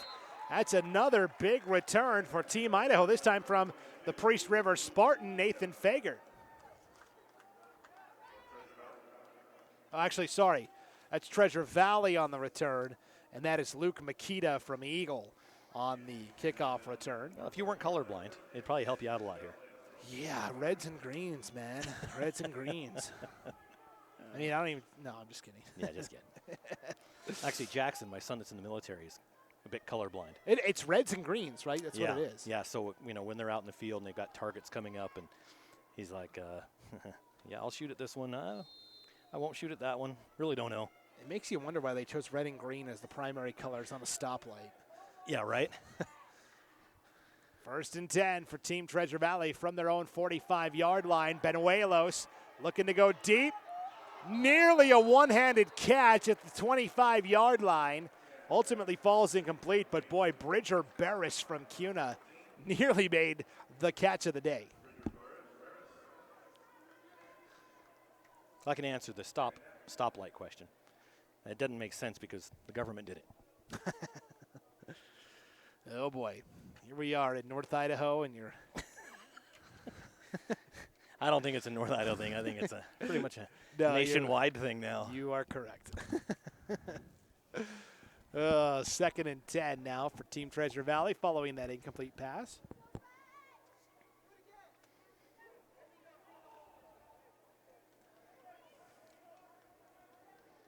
Benuelos out of the gun. Everybody bunched in tight here. Pump fakes once, now going to go deep downfield, and again overshoots his man by just a step. Looking for Landon Bolt, the tight end from Eagle. Incomplete, 3rd and 10 with 1:09 to play in the half.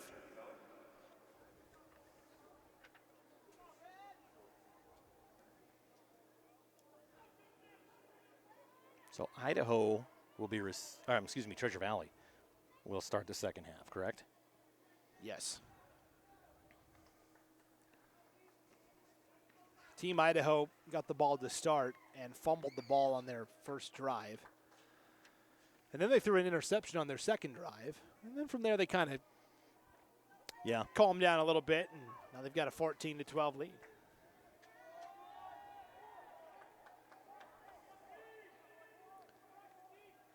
Low snap, Benuelos picks it up off the turf. Starts right, spins back to the left. Will throw on the run, has a man open. Caught at the 45, the 40. And out of bounds at the 35-yard line is Bridger Barris. Penalty flag comes out at the 45-yard line, though. So we'll see what the call is here. An eligible man downfield. One of the linemen got too far down, and so wipe out that play. You know, I've become jaded now as a broadcaster. I pretty much go, oh, was that a fun, exciting play? Yeah, it's probably coming back. Right? Yeah. Especially for a lineman a little bit too far downfield who probably wasn't doing anything. Now, to be fair, that's just my perception. There's lots of big, exciting plays that don't have penalties, but prove it. Well, we've had a couple this game. Yeah, we have. You're right. We're down to 59 seconds to play before halftime, and it's now 3rd and 15 for Team Treasure Valley from their own 40-yard line. They've got 3 receivers to the right. Lone receiver to the left is Barris. Benuelos out of the gun with the tailback on his right hip. Benuelos rolls out right side, has room to run, will take it to the 50, and nearly a horse collar tackle, but across the 45 into the Idaho 44. That is enough to move the sticks. 49 seconds to play in the half. As soon as they set the ball, they'll wind the clock, and Treasure Valley is huddling up. Yeah. They're making Benuelos run to the sideline. Meanwhile, there's only 40 seconds left. They don't seem too concerned. They're going to just have him jog back over to get the play. He's going to run a little more quickly now. That wasted almost 15 seconds. We're down to 28 seconds and counting now. Now everybody got to get lined up and a little confusion, and we're down to 20 seconds. Oh my gosh, nearly 25 seconds went off the clock there. Benuelos going to line it up and throw it deep, but it's broken up. Good coverage that time by Nathan Fagert of Priest River. And now there's only 13 seconds left in the half, Paul. I'm not a coach, but I've never understood to go to the sideline to get the play. Especially with a running clock. Well, and like in an all-star game, too. It's not like there's a shortage of bodies that you could send the play in with. Yeah. But it is, 13 seconds left in the half. 2nd and 10. That's kind of inconsequential. The ball is at the 44-yard line of Team Idaho. When they originally got the ball there was about 40 seconds left. Yep. So in one play, they've gone from 40 to 13. Now watch Benuelos throw a touchdown here and make it all obsolete. Yep. Yeah, it'll happen. Benuelos throws over the middle and going to a knee. And now a timeout taken as the ball is caught at the 39-yard line. That was Governor who made the catch, and then he didn't want to but had to go down to a knee. And so now 6 seconds to play before halftime. It should be 8. The clock kept running after the whistle for 2 seconds. Well, we'll see if they put that back on or not. But the back judge might. I think he might have seen it. He's coming up to talk to him now. It is a 14-12 advantage for Team Idaho. It's Treasure Valley with the football, though. Only 6 seconds left before the half. Probably only time for one play. They've already run the hook and lateral. So what do you... Run it again. Hey. Run it again. We'll see if Team Idaho can get a stop here before halftime and preserve their 2-point advantage. Meanwhile, we'll see what... Nope, they're not going to put any time back. Team Treasure Valley is going to get 6 seconds here. Ball is at the 39. So they've got to go 39 yards for the touchdown here, and they've got 6 seconds. Benuelos with a back on either side of him. A single receiver to either side, tight end to the right. Benuelos going to take a deep shot. Has a man. It is caught inside the 10, but time runs out. That was a great reception down that far sideline by Hendrix Castro from Bora, but time runs out on Team Treasure Valley. And at halftime, it's Team Idaho in front, 14-12. Probably want those 27 seconds back at this point. And that's what the Team Treasure Valley coach staff is trying to say, like, hey, we got time for one more play, right? Nope. Sorry. Nope. Got nothing for you. Head on back. So halftime.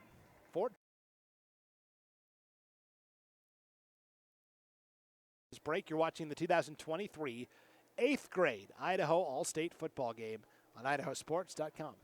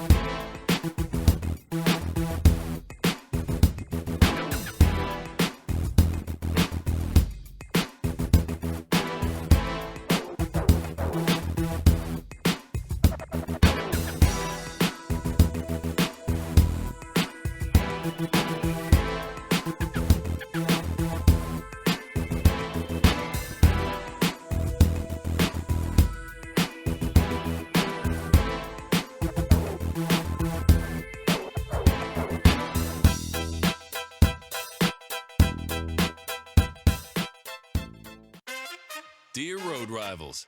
You may have four wheels and a similar build, but our resemblance ends right there. Later, Toyota. Find yours at Toyota.com. Toyota. Let's go places. Some days, I choose the most difficult trail. I test my limits. Taking the hard path isn't always easy, but I know it's the right way. When I get done with my ride and I look back at what I've just accomplished, I feel amazing. It takes courage and determination to do hard things, But you can do them. quitting tobacco and vaping is possible. You decide when. We'll show you how. Learn more at projectfilter.org or call 1-800-QUIT-NOW. We're Valley Wide Country Store. For 100 years, we've been your #1 choice for food, fuel, farm supplies, and just about everything else you could need to get you through your day. We know you work until the job is done, and so do we. For gas on the go or a little extra to help you get down the road, you can count on us. We are proud to employ your neighbors and to be a cornerstone of your community. We're Valley Wide. Yesterday, today, and tomorrow. We're here for you. Yeah, I know a little something about myths. Like the myth that speeding isn't dangerous. Oh, and that myth you can tailgate at a safe distance. Or that you could safely weave in and out of traffic. Don't be fooled by myths. You'll get yourself into a hairy situation. Stay focused on the road. Be a legend like me. Have you heard the one about Charlie over at Pay Lake? Dear Detour, you asked us to measure up. So yeah, we did. When life slings you mud, sling it right back. Stay strong. Toyota Trucks. Toyota. Let's go places.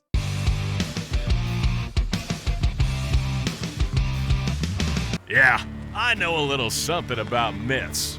Like the myth that speeding isn't dangerous. Oh, and that myth you can tailgate at a safe distance. Or that you could safely weave in and out of traffic. Don't be fooled by myths. You'll get yourself into a hairy situation. Stay focused on the road. Be a legend like me. Have you heard the one about Charlie over at Pay Lake? Vaping sucks you in quick, and the more you vape, the harder it is to quit. Not to mention all the chemicals and health problems. That's why thousands of teens are joining My Life, My Quit. Visit mylifemyquit.com or text Start My Quit to 36072.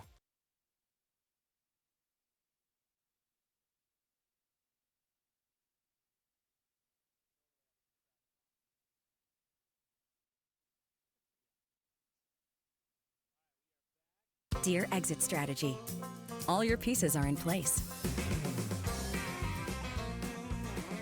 Thanks for being there when I need you most. Always Toyota SUVs. Toyota.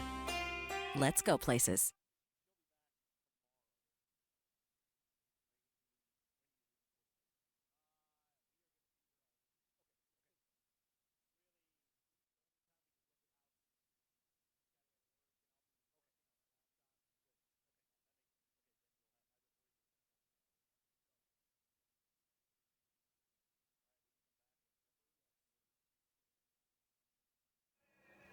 Halftime at the Kibbie Dome in Moscow, our 8th grade All-State game on idahosports.com. And at halftime, it's Team Idaho on top of Team Treasure Valley, 14-12. First half highlights for Team Idaho with the lead. Touchdowns came on a 71-yard kickoff return for a score by Ben Murray of Coeur d'Alene. And then his Coeur d'Alene teammate Bear Coleman ran in the two-point conversion for an 8-6 advantage. And then the other touchdown came on a 49-yard touchdown pass from Britton Johnston of Lake City to Wesley Diaz of Post Falls. Two-point conversion, no good, and that's why they have 14 points at halftime. Also among the highlights is an interception by Sandpoint's Charlie Becker. First half highlights for Team Treasure Valley, 7-yard touchdown run from Cuna's DJ Governor. And then the other touchdown came on a 7-yard touchdown pass from Cole Valley's Cash Cahill to Bora's Hendricks Castro. The first time the extra point was good.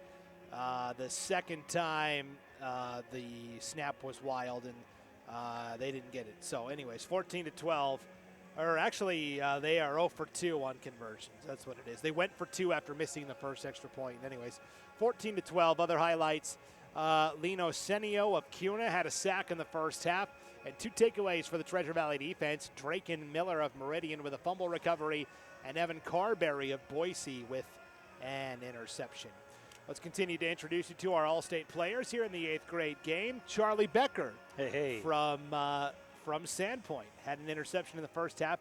He put his middle initial, Charlie O. Becker. Very nice. Charlie O. Stands for Otho. Right. Sandpoint Middle School. He'll go to Sandpoint High next year. He can bench 225. It's pretty good for an 8th grader. That's pretty dang good, yeah. There's kids in high school who can't bench that. No. That's there's 40. I know a 48-year-old man that can't do that. Sandpoint head coach Ryan Knowles says, yeah, I can work with that. He does wrestling, lacrosse, weightlifting, obviously, and he also likes to bridge/cliff jump. Oh, wow. Okay. Not a fan of that. Interesting. I've jumped off of a bridge a time or two. I felt it, actually. Never a cliff, yeah. It's actually what caused one of those tsunamis in Japan. It was, that's Charlie Becker from Sandpoint. Braden Schaefer is here. He goes to Cole Valley Christian School, but next year he's going to go to Bishop Kelly. Okay. His nickname is Meatball. He also throws discus and shot put. That's Braden Schaefer. Diego Moreno is here from West Middle School. He'll be going to Nampa High next year. Favorite part of football, scoring TDs. Yeah, absolutely. Shout out, he also plays basketball, and his shout out is to his brother, Leo Garcia. Rest in peace, he says. So that is Nampa High's Diego Moreno. Also here today, Coleman Green from Fremont Middle School. He'll go to Cuna High next year. He says, I'm really into cars. I race cars at Meridian Speedway, and I enjoy working on cars. Cool. Isn't they do their thing Saturday nights, don't they? I think so. Yeah, so they're going to be down a guy tonight. You know, my son Will still holds a couple of records at Fremont Middle School in the long jump and triple jump. Okay. His shout out is to Tommy Alquist, along with BVA Development, for supporting and sponsoring me. And he rides dirt bikes just about every day. That's Coleman Green from Cuna. Marco Alexander Jimenez from Burley is here. They call him Alec for short. He says, most people don't know that my name is Marco because I usually go by Alec, which is short for Alexander, his middle name. All right. So you go by the middle name, we're going to shorten that too. Yeah, he goes by Alec mostly, but his real name is Marco. He says he likes to go fishing, snowboarding, and riding dirt bikes. And he'd like to give a shout out to Justin Lindauer Painting for sponsoring me. I appreciate it. Kai Phillips is here from Preston. He does basketball, track, and baseball, and his favorite part of football is hitting. Summed up in one word. We've got Zane Hoagland here from Cuna Middle School.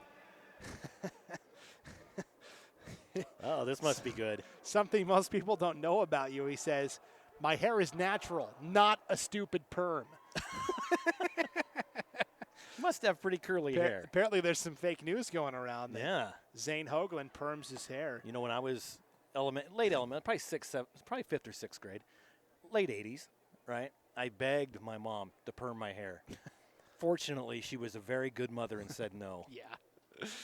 Oh, boy. He also plays baseball and basketball. He likes fishing, camping, lifting weights, and hanging with friends and family. And he would like to give a shout out to his family and friends for helping me get better and supporting me along the way. Zane, not a perm, Hoagland from Cuna. Not a perm. Not a stupid perm. Not a stupid perm. Here we go. Ready for our second half of action. It'll be Team Idaho kicking off. Team Treasure Valley to receive. All right, I'm excited. 14-12. Team Idaho leads 2. Good game here in this 8th grade affair. Kicking off for Team Idaho will be Nathan Fagert of Priest River. And on the return, DJ, Governor of Treasure Valley, and also Luke Makita. We're a man short out there. 4, 5, 6, 7, 8, 9, 10. There we go. So Fagert ready to kick off. The dangerous Governor and Makita back deep. This time it will be Governor. He says, no, I'm taking it. They both went for it. Governor will take it out to the 35-yard line, and Makita's like, dude, I could have picked up more yardage. Exactly. I was just going to say that. If you let me get it, I would have run it back. 1st and 10 for Team Treasure Valley. Let's meet Lincoln Echo Hawk from Irving Middle School in Pocatello. He'll be a Pokey High Thunder next year. The first week of high school football practice last week, Lincoln got the fastest 40 time on the entire varsity team at 4:59. Holy cow. He even beat his big brother Riken Echo Hawk, who's going to be a senior. So is that 40 feet? Yeah, 40 yards. 40, yeah, oh, yeah, okay. I was like, that's fast. Lincoln beat Riken, and we've had Riken Echo Hawk on IdahoSports.com a lot over the past couple of seasons. So we know what kind of burner he is. Yeah. Boy, a 4.59 40 for an incoming freshman. It's phenomenal. 1st and 10 for Team Treasure Valley from their own 41-yard line. They'll start with a handoff to Makita. Makita says, yeah, I've got speed too. He takes it across the 40 up to the 42, and he's like, still should have let me take that kickoff. Like, let it go, man. Let it go. Yeah. We'll wrap up our bio of Lincoln Echo Hawk here from Pocatello High. Shout out to Paxton for being my best friend, and he also does track, and he loves to ski. Well, Paxton told me I was his best friend. Well, awkward. Whoever can win in a foot race between you and Lincoln Echo Hawk will be his true friend. Lincoln has it. 2nd down and 4 here for Team Treasure Valley. Ball at their own 42-yard line. Again, a handoff to Makita. Started left, went back to the right, has the first down to the 49-yard line. And that's where you see, in 6th, 7th grade, a kid will just try to run to the outside. Yeah. You saw there, Makita started left, read the defense, cut back to the right, and picked up about 6 extra yards. So an impressive spot of running there. It's 1st and 10 now for Team Treasure Valley from their own 49. 10:40 to play here in the 3rd. Down by 2, 14-12. Quads to the left for a moment as the QB Cahill jogs over and gets the play. It's going to be a little counter with the slot back Makita, and Makita will take it across the 45 up to the 42 near first down yardage. It'll be 2nd and 1.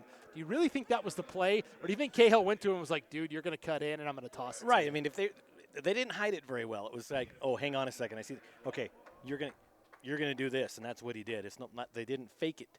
If that wasn't audible there, that was impressive. And they still couldn't stop him. They couldn't stop him. 2nd and 1 for Treasure Valley. Ball is at the Idaho 42. They've got to get to the 41 for the first down. Pistol formation this time. Cahill will turn and hand to Makita again. It has been a Makita diet here across the 35 down to the 34. That is enough for the first down, and you see it there from one of the coaches on the sideline doing the classic motioning his hand like it's a spoon going to his mouth, saying, keep feeding him. Nice. Keep feeding him, Makita. So 1st and 10 for Treasure Valley, very quickly on the move into Team Idaho territory. Ball is at the Idaho 33. And it's been all Makita. Yeah.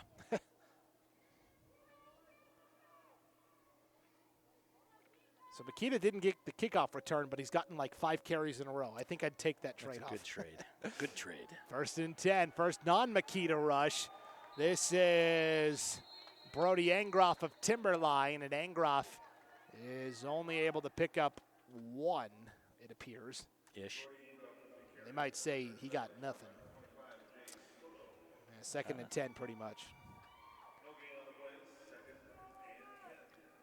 Ball still at the Idaho 33.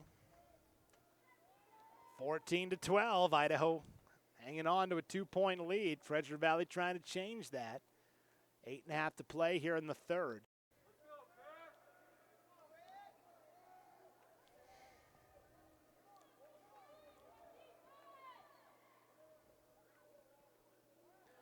Little shovel, pitch out to Makita, trying to stiff arm his way across the 30 and does to the 29, but doing a good job hanging on there. That was Carson Resso from Sandpoint. And so it's 3rd and 5 now for Team Treasure Valley.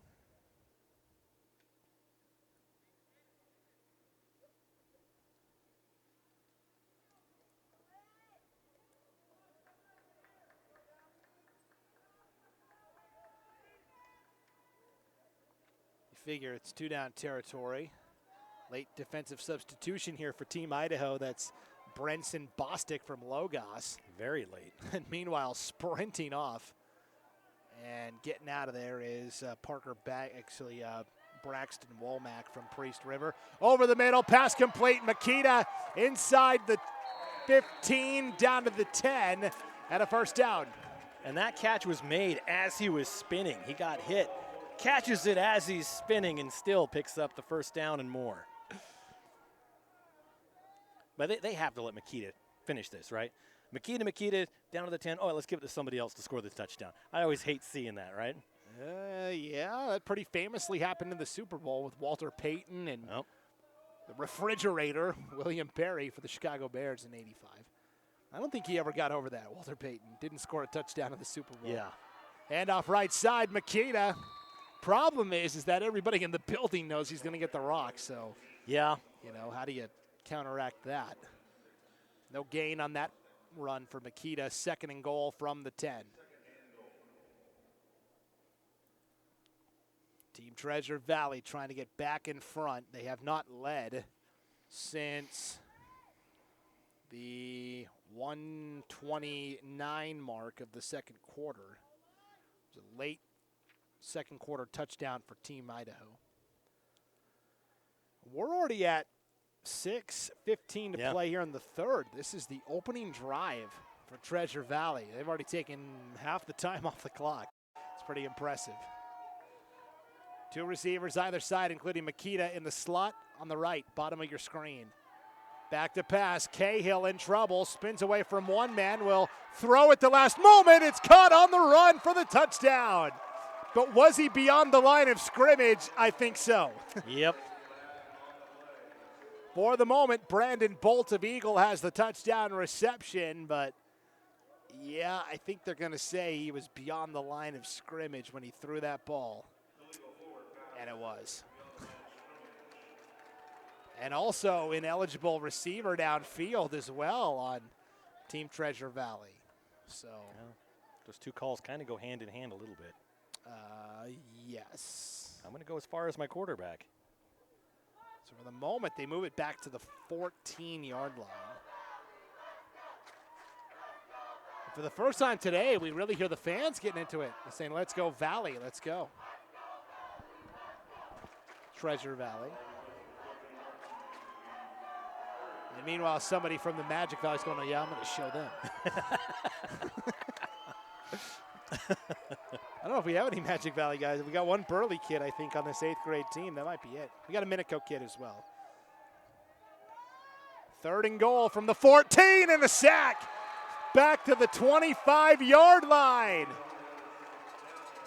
Coming through on the sack, Caden Carley from Lakeland. Wow.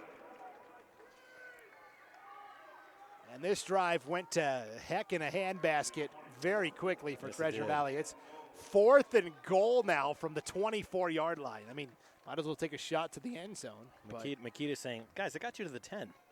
I got you to the 10.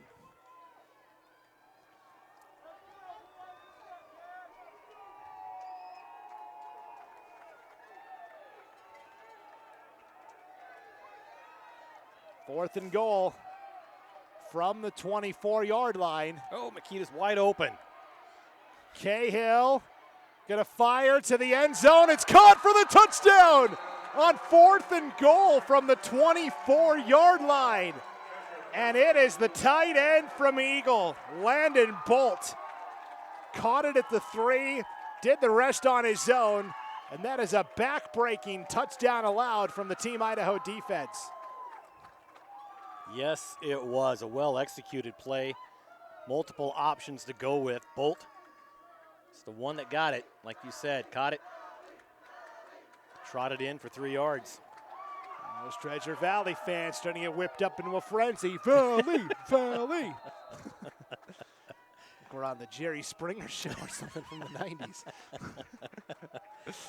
Oh, that was a great show. You are not the father. No, so that was Maury. That was a different show. Maury Povich? Yeah, Maury. We've got the results of the lie detector test, and we have determined that that was a fumble. And that is a 2-point conversion denied for Treasure Valley. So 5:01 to play in the third. And 18-14. The lead for Treasure Valley. They are back in front. Let's meet a couple more of our All-State players here. Lucas Caldwell from East Junior High. He'll go to Capital High next year. Wants to give a shout out to his mom and dad. They do a lot for me, and I can't thank them enough for all the work they do for me. He also does baseball and track. In addition to football, that is Lucas Caldwell from Capital. Parker Bagley is here today from Sacagawea Middle School. He'll be a Lewiston Bengal next year. He says his favorite part of football is the on-the-field strategy and the rush of the game, and the off-the-field camaraderie with his teammates and the other athletes. He says his shout-out is to Grandma Dixie Leinhart in Idaho Falls. I hope you feel better soon. We hope you feel better soon, too. Absolutely. Grandma Dixie. He is a multi-sport athlete, football, basketball, wrestled. He placed first in every meet he competed in. And he finished second in the state in track and discus. And he also plays 3 instruments. He didn't say which ones, but piano, guitar, and trombone. Those are my guesses. Definitely not armpit. I can play a pretty mean armpit. Parker Bagley from Lewiston. Ready for the kickoff. Treasure Valley back in front. And they will do a squib kick to Parker Bagley, the guy we just talked about. And Bagley says, yeah, I want some yardage, baby. He's going to return it out to the 46-yard line. And what do coaches teach those guys up front? Fall on it. Just fall on it. Bagley says, yeah, but I can play 3 instruments. I'm good with my hands. So just let me go, coach. Yeah. Wow, Parker Bagley, good return there on the onside kick. Second time Treasure Valley's tried that today, and just haven't been able to get it. Quickly, Gibson Comstock is here from Canfield Middle School. He'll be a Coeur d'Alene Viking next year. Gibson and his friend Ben Murray were the co-winners of the first ever Ron Nelson Student Athlete of the Year Award at Canfield Middle School. Gibson also received the academic award for having a 4.2 GPA all 3 years of middle school. This is Echo Hawk on the run, in trouble, ball popped out. It is recovered at the 40-yard line by Team Treasure Valley. Did he stay in bounds? Yes, he did. That's Lino Senio from CUNA on the fumble recovery. He's got a sack and a fumble recovery now. And just like that, Treasure Valley gets it back. Now, our officials, I think, are going to talk about it quickly for a moment here, but I think that's a turnover. Fumble by Echo Hawk and a recover by Senio. Well, that ball had to have gotten punched out. I mean, it went 10 yards. That wasn't just dropped. Yeah, it came out with some authority, that's for sure. Wrapping up Gibson Comstock of Coeur d'Alene's player profile. He wants to thank all of his family, friends, teachers, and coaches that supported him during his recovery after his baseball accident this spring. Also to Jackson Hackett, a great friend and an excellent baseball player. He loves hunting, fishing, golf, and most sports. He did wrestling, basketball, and track as an 8th grader. And apparently baseball, where he was injured. Handoff right side, Makita dances his way forward for a gain of 3, but considering first contact was made about 7 yards beyond that, did a good job just getting a couple yards. Yep, absolutely. They're going right back to him on this drive. So it's going to be 2nd down and 7 for Team Treasure Valley. Ball right at their own 45-yard line. So Lino Senio from CUNA, a sack and a fumble recovery. Might be the 4-12 of the third quarter leader for defensive MVP. Yes. 2nd and 7 for Team Treasure Valley, up 4, 18-14. Cahill going to sling it in the flat to Makita. Caught at the 45 and motors ahead to the 48 for another pickup of 3. It'll be 3rd down and 4 now for Treasure Valley from their own 48-yard line. Got to get to the 48 of Idaho for the first down.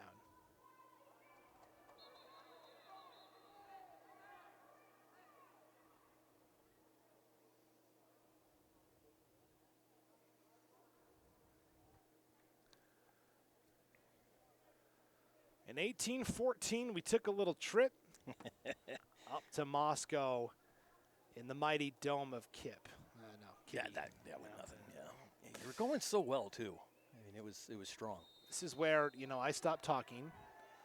My color guy doesn't add anything, so then I'm like, I got to come up with something to say. I was waiting for you to get to the to the end. 1814 took a little trip. Along with Makita down the field. 3rd down and 4. Off his back foot, Cahill overthrew his man. They were looking for, looks like Barris. It was, Barris. Thank you. Bridger Barris from CUNA. He's 6'4", 165.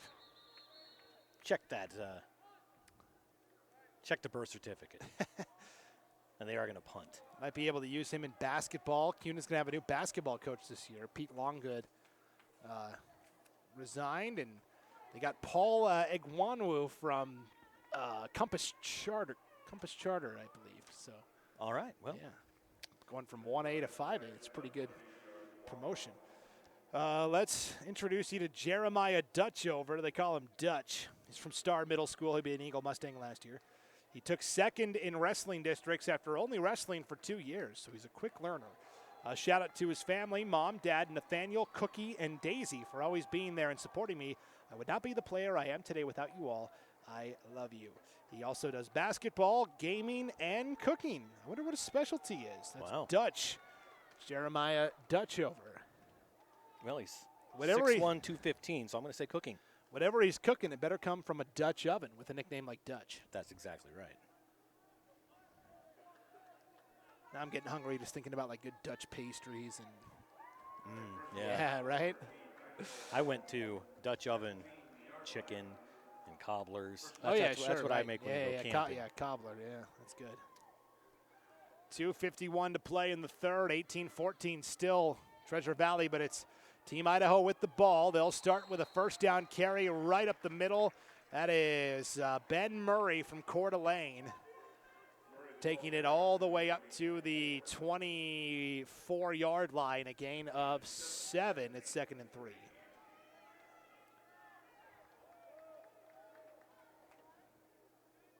And Murray doesn't have knee pads either. His pants are all the way above the knees also. On the rollout, backside pressure forces the incomplete pass. As Britton Johnston was trying to roll out, pressure applied from the backside by Landon Bolt from Eagle. So not only does he catch touchdowns, but he's a great pass rusher as well.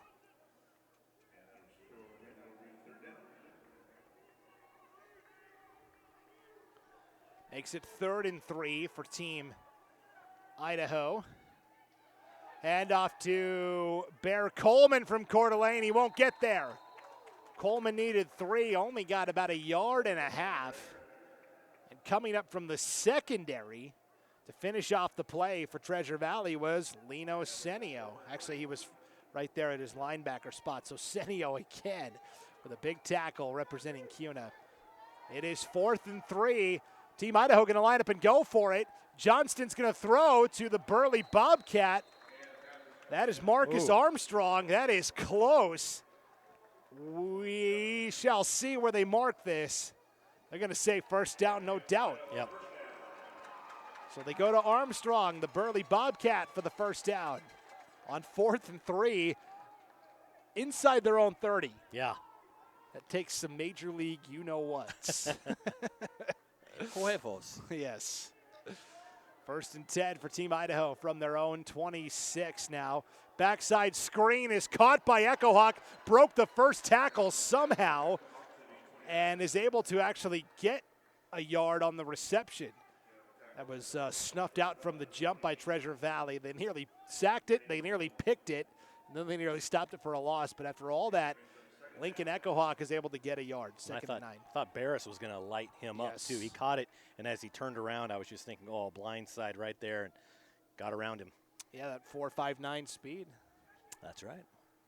Second and 9 for Team Idaho. Johnston, option play, pitch out to Echo Hawk. Gets to the corner. We've seen this before with Riken. Now it's Lincoln's time to shine. The 30, the 20, the 10. No one will catch him. Touchdown, Team Idaho. And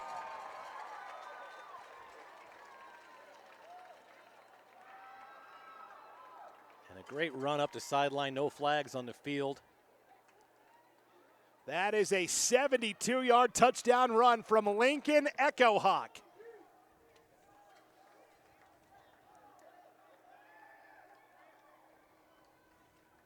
So back and forth we go. Team Idaho will line up for a 2-point conversion try here. With 45 seconds to play in the third, Idaho back in front 20-18. Toss play right side and in easily is the Coeur d'Alene Viking, Ben Murray. Just like that, 22-14, or 22-18, excuse me. Idaho back in front. Lincoln Echo Hawk, a 72-yard touchdown run. You know, I did a Pocatello game last fall on idahosports.com where Riken Echo Hawk had a 98-yard touchdown run. It was kind of the same thing. You got to the corner, and nobody's catching him. It was like, I've seen this before. Yeah, wait a minute. Yeah, it was that was pretty spectacular. Let's meet Evan Carberry from North Junior High. He's going to be a Boise High Brave next year. He had a pick in the first quarter. Evan loves to chucker hunt. Nice. Okay. Shout out to his grandma and grandpa, Sue and Jim Carberry, for always supporting him. And he was a starting midfielder for Boise High, Boise Middle School lacrosse. That's a fun sport.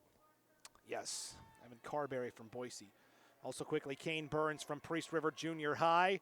He says, I'd like to say thank you to my coaches back home, especially Brandon Goins and Steve Lamb, for always pushing me to do my best and helping me get to this game. He also does baseball, basketball, hunting, riding dirt bikes, and fishing. That is Kane Burns from Priest River.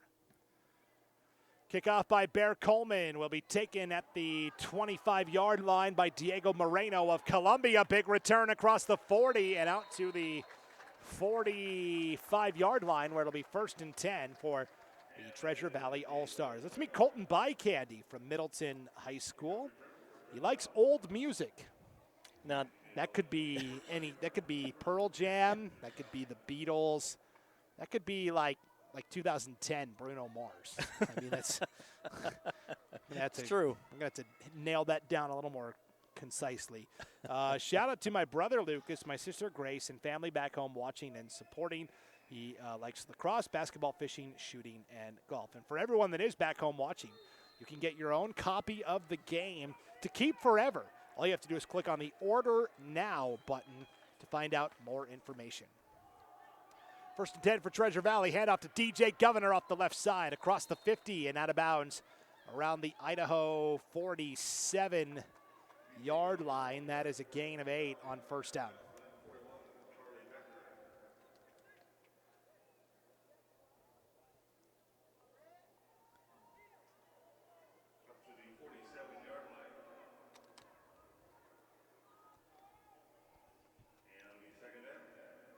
Second down and 2 here for Team Idaho, or Team Treasure Valley, excuse me. Benuelos in there at quarterback, a back on either side of him. Will give to Governor. Governor again dances his way outside, has the 1st down across the 45 out to the 42-yard line. Move the sticks, 1st and 10, TV. Final 24 seconds of the third quarter here, and a 22-18 advantage for Team Idaho. But Treasure Valley is on the move. They'll actually put it up to the 41. Should be our final play of the period here. Benuelos out of the pistol.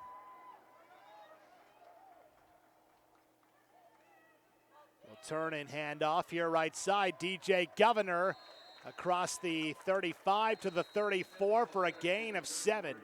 And that will take us to the end of the third with Team Idaho in front of Team Treasure Valley, 22-18. Fourth quarter headed your way right after this break. You're watching the 2023 8th grade Idaho All-State football game on idahosports.com.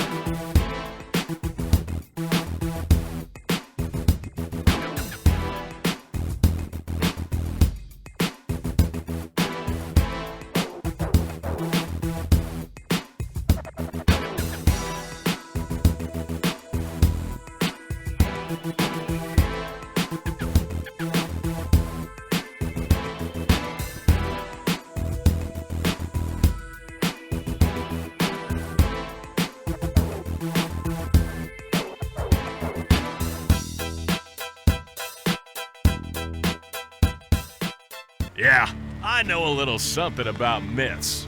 Like the myth that speeding isn't dangerous. Oh, and that myth you can tailgate at a safe distance. Or that you can safely weave in and out of traffic. Don't be fooled by myths. You'll get yourself into a hairy situation. Stay focused on the road. Be a legend like me. Have you heard the one about Charlie over at Pay Lake? Back at the Kibbe Dome in Moscow for the 8th grade All-State game here on idahosports.com. Start of the fourth quarter, 22-18 lead for Team Idaho. But Team Treasure Valley on the move, facing a 2nd down and 3 from the Team Idaho 34-yard line. We'll flip the field here. Benuelos has 3 receivers to the left, single receiver to the right.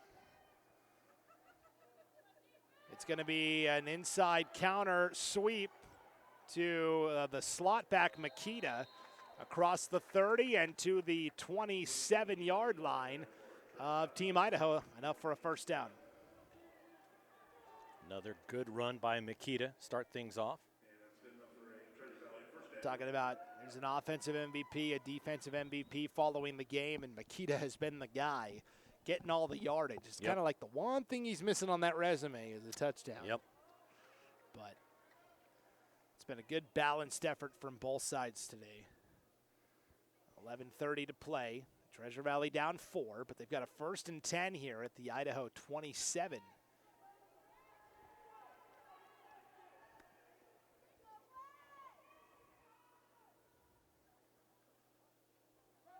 Busted play.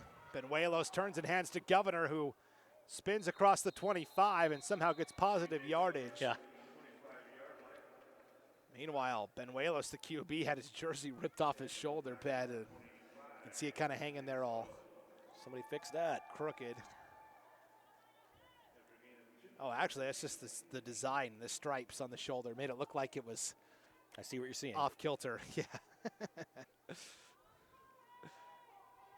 Never mind, disregard.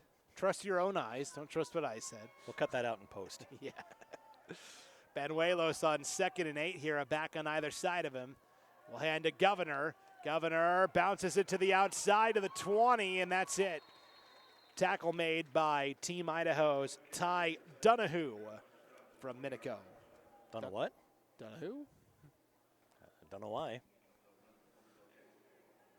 There's some sort of clever phrasing with whodunit and Donahue, but I just can't. It's not there. It was there 6 hours ago. I've been up since 5 a.m. I just got 5 a.m. Pacific time. I got nothing. I got nothing. I've got a 3rd down and 3 here for Team Treasure Valley. Ball is at the Idaho 20. Benuelos out of a pistol. Makita is the deep back. Benuelos started left, now goes back to the right, has blocking inside the 15, inside the 10, lowers the shoulder to the 5 for the first down. First and goal upcoming for Team Treasure Valley. Meanwhile, a Team Idaho player lost his helmet and is a little slow to get up as well. So while they attend to him, we'll tell you about a few more of our All-State players here. Colton Bycandy from, actually we just did him, Leandro Villarreal from Cuna Middle School. He'll go to Cuna High next year. He says, thanks to my family for always being there and supporting me through all my years of playing football. He also plays basketball. That's Leandro Villarreal from Cuna. Evan Paschke is here from East Junior High. He'll go to Timberline High next year. He says, I play the piano and went to piano competitions. Didn't say how he did, but I'm sure he was fantastic. If you're going to competitions, you're legit. He says, I would like to shout out Dion Purcell. He drove me up to All-State, and he's coming back again to see me play. He's really supportive to my athletic career and is always willing to go out of his way to support me, and I can tell that he really wants to see me succeed. He also plays basketball, runs track, and likes to travel with his family. That's Evan Paschke from Timberline. Luke Flowers from Middleton Middle School. Middleton Viking next year. They call him Lucky Luke. I like it. He wants to go to a trade school or get a college scholarship when he's done. He wants to be a plumber or a pipe fitter in the oil industries. He is a devoted Catholic. He loves Christ and loves the USA. This is my kind of guy right here. That's I could get along with Lucky Luke. He wants to give a shout out to his dad. Thanks for all that you do. You're always motivating and supporting me, and he likes rugby, hunting, and fishing. That's Luke Flowers from Middleton.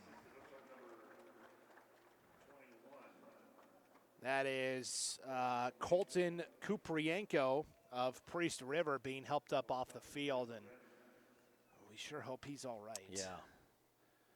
Let's introduce real quickly Brooks Edgar as well from LaBois Junior High. He'll go to Timberline next year. Straight A student and also does lacrosse and basketball. That's Brooks Edgar from Timberline. Jacob McCaffrey is here from Post Falls Middle School. He'll be a Post Falls Trojan last year. He says, I can clap with one hand. Can you do that? No. Yeah, it's hard. That's his hidden talent. He says, shout out to my mom, Melissa. She worked super hard to get me here, and I'm so thankful for that. He also does wrestling. That is Jacob McCaffrey from Post Falls. Now, what I've seen with clapping with one hand, I can clap with one hand. Slap. Then you just slap the person. Maybe that's what it is. Maybe it is. A prank. First and goal for Team Treasure Valley. 9:39 to play from the 6. Handoff right side to Makita. He's got the touchdown.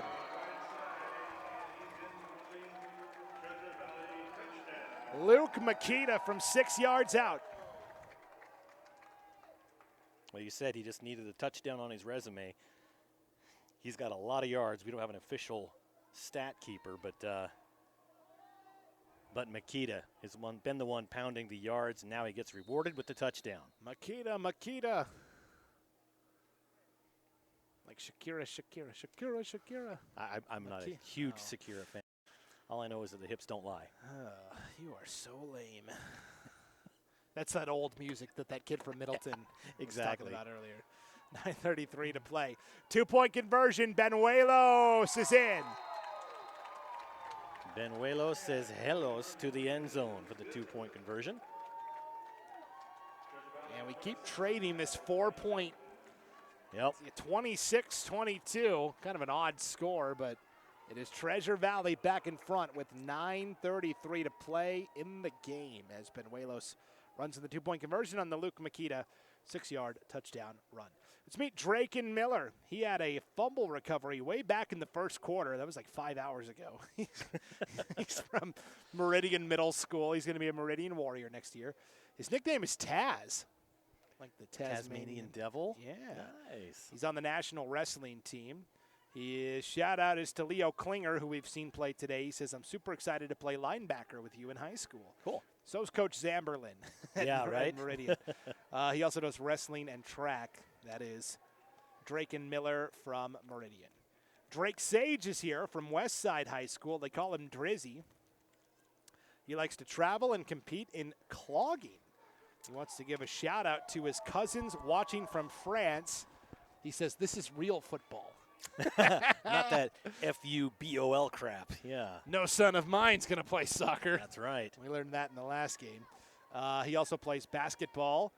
It's Drake Sage from Westside, and of course, Crew Sage was a great wing back for the Westside varsity team last year as they lost that epic overtime game to Bear Lake in the semifinals, and Bear Lake won their first football championship in school history, and then they won the basketball title as well. Onside kick again is recovered by Treasure Valley, and a big return all the way to the 35-yard line. I think that's Makita that picked it up. That was Makita. Yeah. It was bound to happen at some point. They were 0 for 2 on onside kick tries prior to this, but here come the Valley chants again. Boy, Makita with the onside kick recovery. They're going to say he stepped out at the 49. Well, that's a no, you're right. Yeah. And so Treasure Valley gets it back off the onside kick. And see, and if you and I had thought about this ahead of time, even though, of course, we're completely neutral broadcasters. I live in Cunis, so I would technically be Treasure Valley. You live in Pocatello, so you'd be Idaho. So we should have been just arguing for all these games. Right. Totally homering the team we represent. A little debate, hot take, express. 9:28 to play here in the fourth. Treasure Valley gets the ball back off the onside kick. Banuelos will turn and hand off to Makita.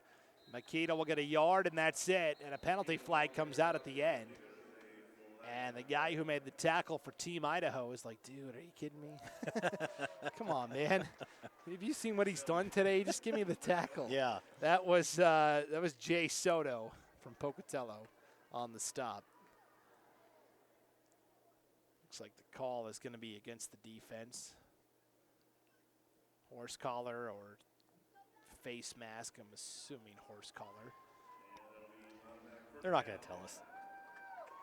They're going to move it to the 39-yard line of Team Idaho. And I'll tell you what, 8:40 to play.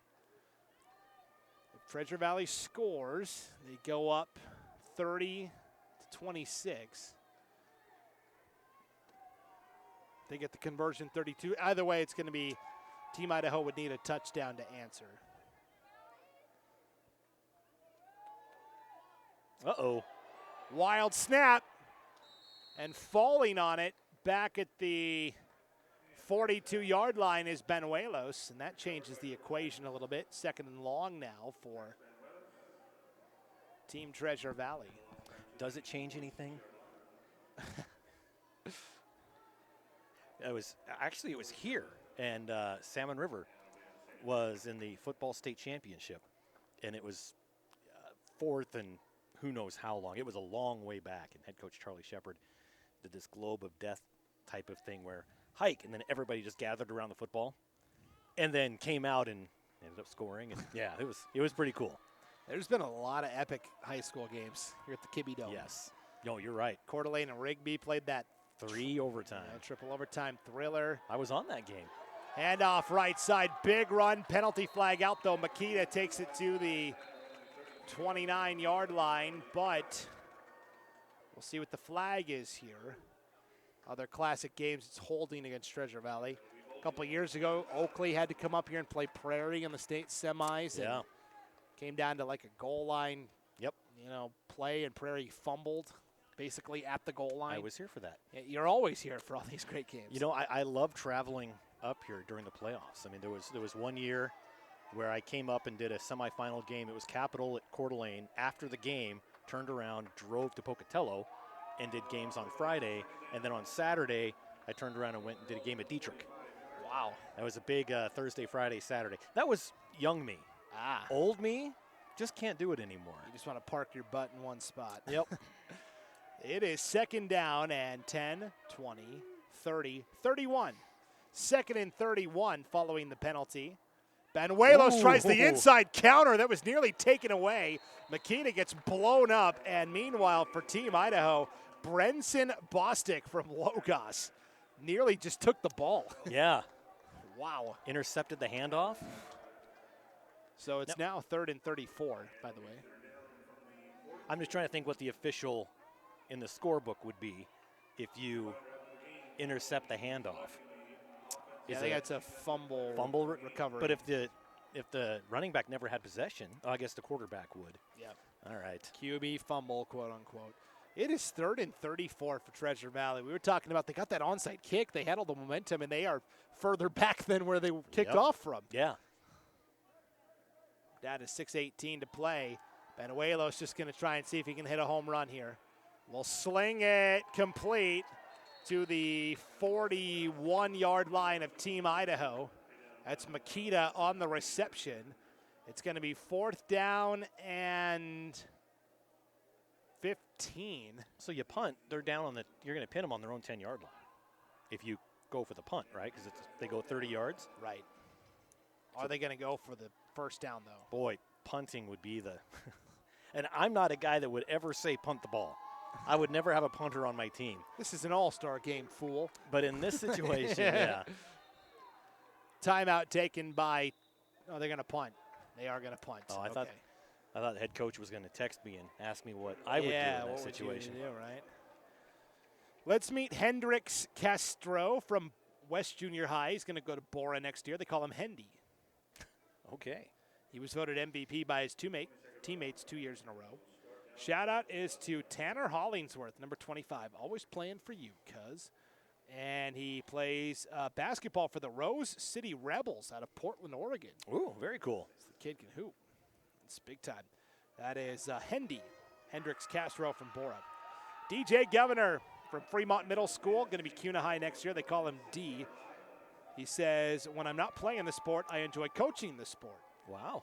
Shout out to mom, dad, and little brother Dre. We saw him in the 6th grade game. You have helped me get through 2 shoulder surgeries, always being there through some of the most difficult moments, always pushing me to be better.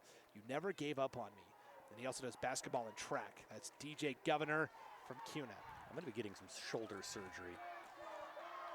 Bone spurs. That's been bugging you for a while. Yeah. And the Treasure Valley fans making some noise. 1st and 10 for Team Idaho from their own 6. And they will back it up even further, half the distance to the goal. Oh, no, they'll say encroachment on Treasure Valley. Ooh. Okay. They were so eager to get in there and blow things up that they give up 5 yards in penalty yardage, and now it's 1st and 5 from their own 11. This is Johnston in at quarterback from Lake City, Britton Johnston. He will turn and hand off. This is Ben Murray from Coeur d'Alene. Out across the 15 to the 17-yard line. Enough for the first down where it'll be 1st and 10. They'll actually put it up at the 18.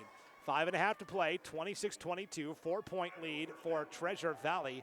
And again, it looks like Team Idaho trying to run some hurry-up offense here. They'll swap out one Coeur d'Alene back for another as Coleman comes in for Murray.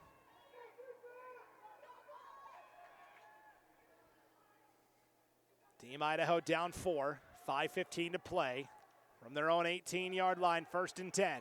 Johnston avoids the rush for the moment, lobs it up, has a man. It is caught at the 30-yard line. Oh, my. That ball hung in the air for an eternity, and Braxton Womack from Priest River comes down with the reception, his first of the game. That is a fresh set of downs at the 29-yard line. What a grab with 5:03 to play. He got out of bounds as well to stop the clock. 26-22, 4-point lead for Treasure Valley. Idaho trying to mount a late game drive. Back to pass. Johnston flips it, trying to go to the far side to Armstrong from Burley. Both Armstrong and the defender, Colton Bycandy from Middleton, came back on the ball. It's incomplete, 2nd and 10. So lining back up. Under 5 to play now, 4:58. 4:58 to go. 4-point lead for Treasure Valley. They toss it to Coleman. He runs into his own guy and then runs into a couple of defenders. In on the stop for Treasure Valley initially was Brennan Early from Bora. And that went nowhere but backwards. It's now 3rd and 16 with the ball back at the Idaho 24-yard line. 4.5 to play. The game starting to grow short.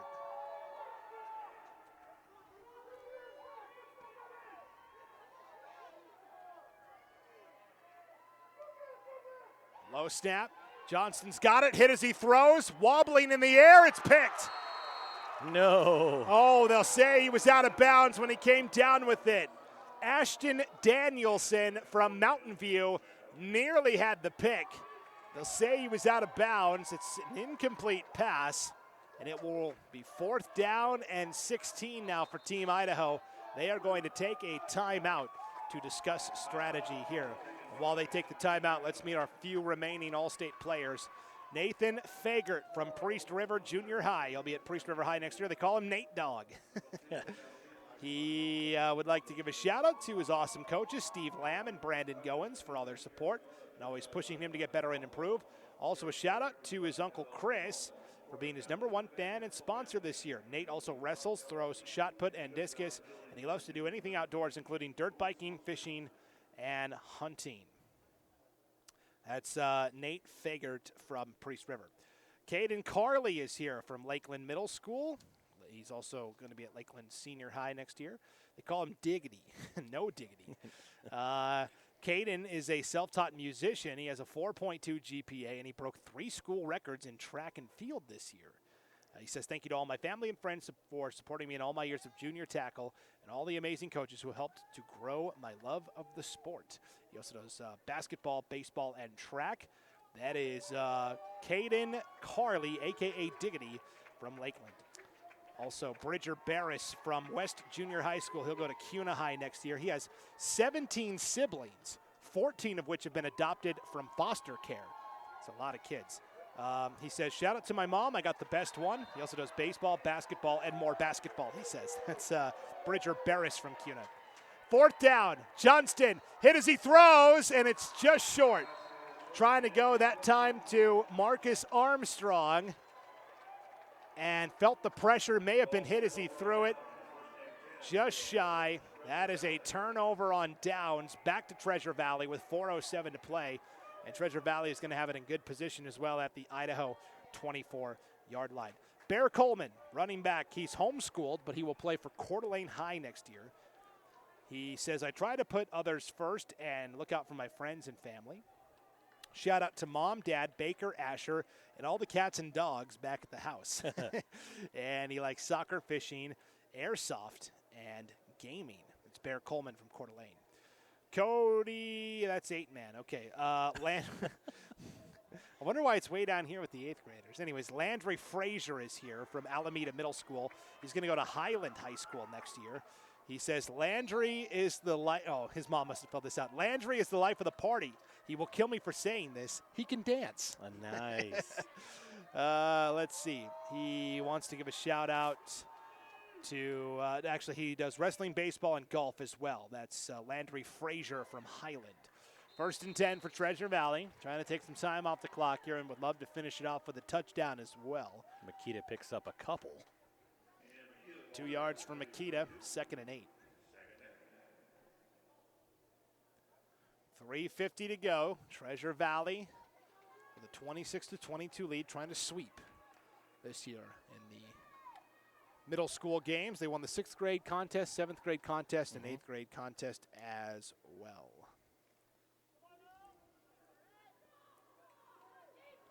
Well, a big 8 yards, get a 1st down. Potential to really seal it with 3.5 left. 3:20 and counting. Hand off to Governor. Started left. Now we'll go back to the right.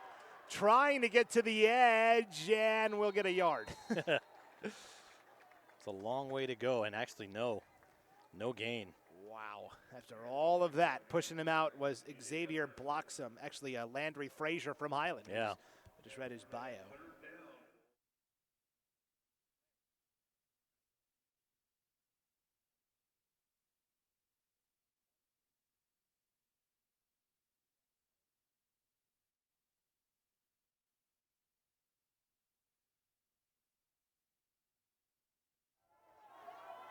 3:10 to go. 26-22. Treasure Valley lead is 4. They've got a 3rd down and 8. Benuelos will keep it himself. Dances his way to the 20, and that's it. Runs into a wall of defenders. Looked like the first guy in there, again, was the Sandpoint Bulldog, Charlie Becker. And he's been all over the place today for Sandpoint, certainly. It is going to be 4th down and 6 for Treasure Valley. This is no layup. This is no gimme. We're down to 2:40 to play in this 8th grade All-State game. And Treasure Valley holding on to a 4-point lead here, trying to keep the drive alive, burn some more time off the clock. Team Idaho trying to get a stop so they can try and mount to one final drive. Team Treasure Valley going to take their time here. And where do you go here? I'm thinking Makita, but I'm also thinking they might try to give it to Governor here. And now they're going to call a timeout and talk about it. Oh, no, delay of game. That can't happen. It did. It did. Oh, boy, that can't happen. That's tough. It's one thing if you're Team Idaho and it doesn't really matter. You got to score the touchdown anyways. But to go from 4th and 6 now to 4th and 11? Yep. It's more difficult for sure. So where's the auto placement on the punt if it's inside the 30? That we were never told. It would be a touchback and probably the 20, I would assume. 4th and 11. They'll throw it. It's the hook and lateral again, and it works. Governor out of bounds around the 7. Hey, what can I say? Coach Nigro, I bow down to you. Yeah, right? It's second time today they've run the hook and lateral. Now, let me ask, was that delay of game intentional to give them more room for that play? I think so. I do. We will ask in the postgame if we get an offensive MVP from this team. Yeah. Well, it's yes. Yes. We're going to ask. It is 1st and goal from the 8. 2:06 to play. Now, if Team Treasure Valley scores here, it's only a 6-point, or actually it would go to a 10-point lead. Never mind. Run to the right side is for a yard, and that's it.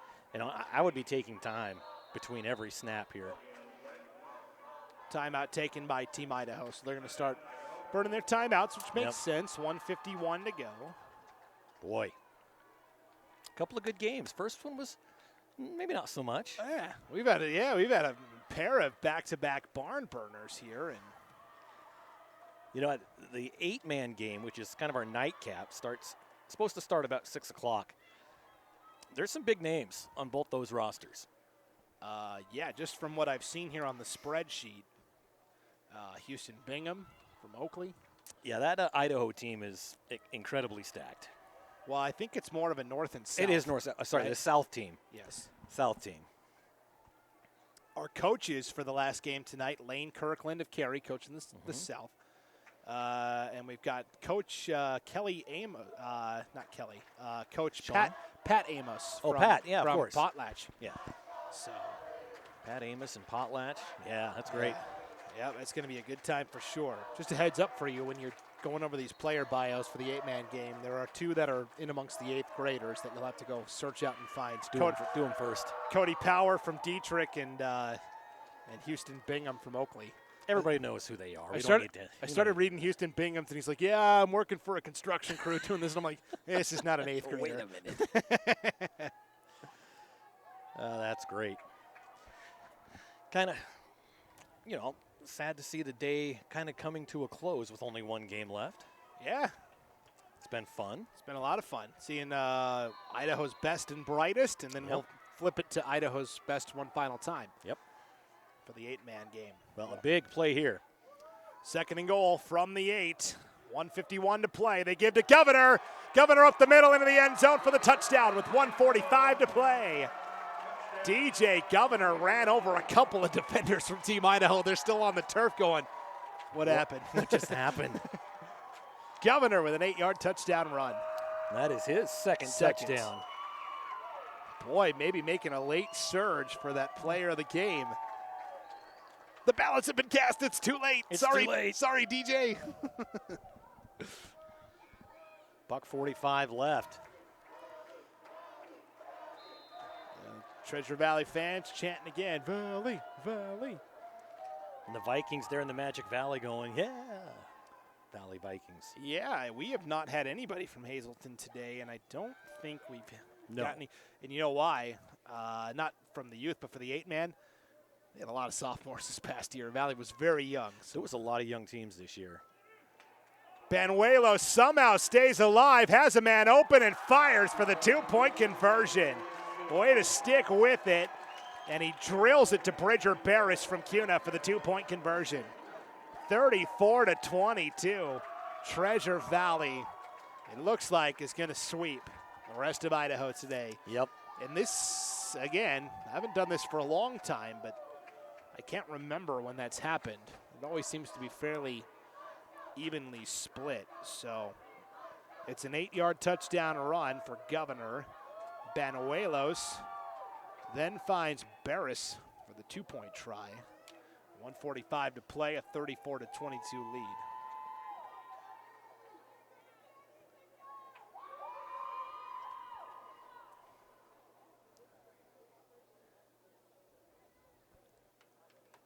Maybe apology to DJ Governor rescinded.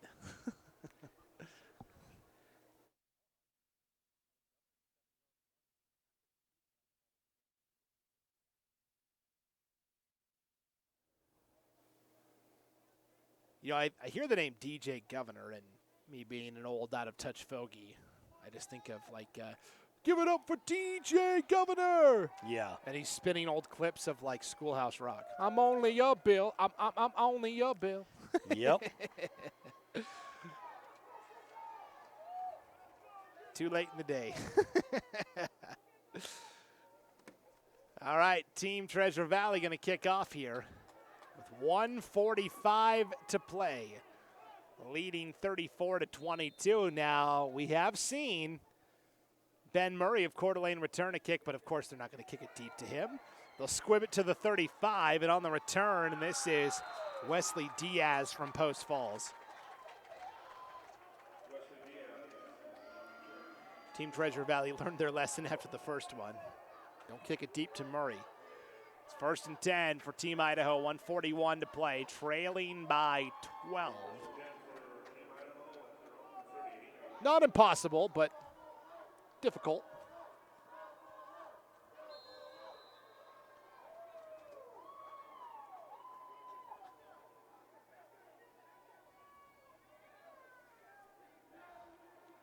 Up the middle, this is Bear Coleman. Across the 45 to the 47, actually the 48 for the first down. They'll work quickly here on the rollout. This is the Preston gunslinger, Braxton Lewis. Been a long time since we've seen him. Throws complete to Womack from Priest River. That's Braxton Womack. We're down to 1:20 to play. And now we've got a stoppage of play and a timeout for Treasure Valley. Out of sorts a little bit there. And so we'll take the timeout here. 1:20 to play, 34-22 lead for Team Treasure Valley. So you've been doing this a while. Does this happen a lot where Treasure Valley sweeps? I feel like it's pretty even most years. Usually it's pretty even, yeah. The 6th graders from Treasure Valley won by a score of 38-24. Then the 7th graders won 24-21. Very tight game. And yeah. Currently the 8th graders winning 34-22. Team Idaho trying to pull off the improbable. With 1:20 to go, down 12. Facing a 2nd down and 4. From the 46-yard line of Team Treasure Valley. It's a bootleg. First down to the 40 and the 35-yard line by Braxton Lewis. Little QB bootleg. That'll stop the clock while they move the chains. 1:09 to play. As soon as they set it, we'll go with the clock, though. Ball is at the 34-yard line. Now Lewis will throw the out route. It's incomplete. That'll stop the clock at 1:03. It'll be 2nd and 10 for Team Idaho from the Treasure Valley 33. And a penalty flag came in from the back judge as well. Treasure Valley was trying to get a substitute in, and then he went off the field. Let's see what the call is here.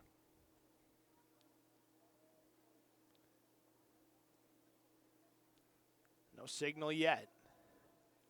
Illegal substitution. Yep. On Treasure Valley. So mark off 5 yards on that penalty. And it'll be 1st and 5 now from the Treasure Valley 28. Out of a pistol formation, it's Lewis with a man in motion. Will hand off to Bear Coleman up the middle. Coleman runs right into the gut of the defense here and takes it to the 26 for a gain of 2. And now Team Idaho takes a timeout with 57 seconds to go, down by 12.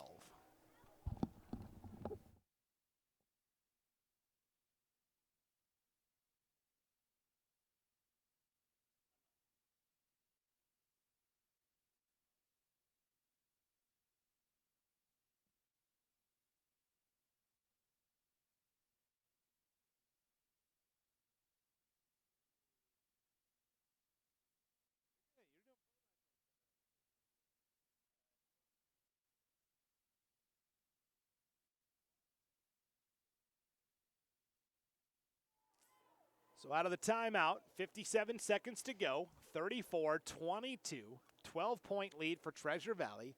Idaho's got the ball, 2nd down and 3 at the Treasure Valley 26. Now they did a running play on that last one. I think you pretty much are exclusively to the air at this point or trying to get to the edges. That was a run right up the middle, which doesn't serve either purpose. Lewis rolling out right side, in trouble, and as he throws, nearly picked.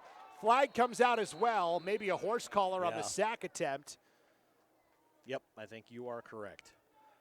And that was Colton Bycandy from Middleton applying the pressure on the rush, and it's a face mask. Treasure Valley fans are booing with their team up 12 and 52 seconds to go. Come on. Give me a break, guys. And gals. I shouldn't say it's the just moms. the guys.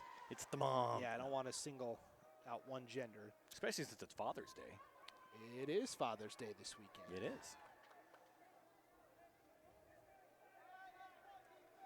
So after that penalty, 1st and 10. Got to get the chain gang. Come on, guys.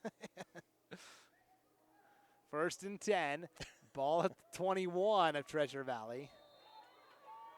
Team Idaho down 12. 52 seconds to go. They've got Johnston back in there at quarterback. Johnston will launch it. Jump ball broken up. Nice pass coverage out there defensively by Coleman Green from CUNA. He's wearing number 72, so you don't see that often where 72's out in coverage, but hey, it's an all-star game. Get your rear end on the line. Well, he's a linebacker, so he's actually out there playing corner right now. 46 seconds remaining. Team Idaho down 12.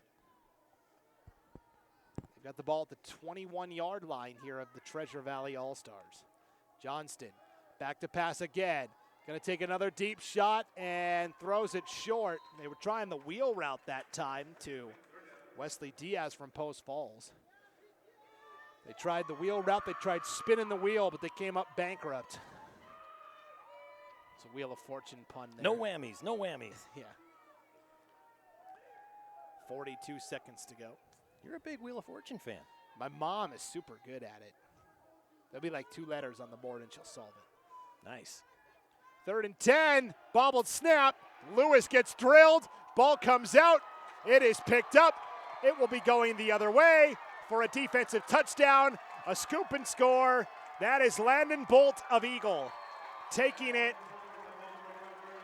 75 yards to put the cherry on top of the ice cream sundae. Yep. And not a bad way to finish it off if you're Treasure Valley. Defense has worked really hard all day long. So I'm sure he's like, that was dedicated to all my defensive brothers out there.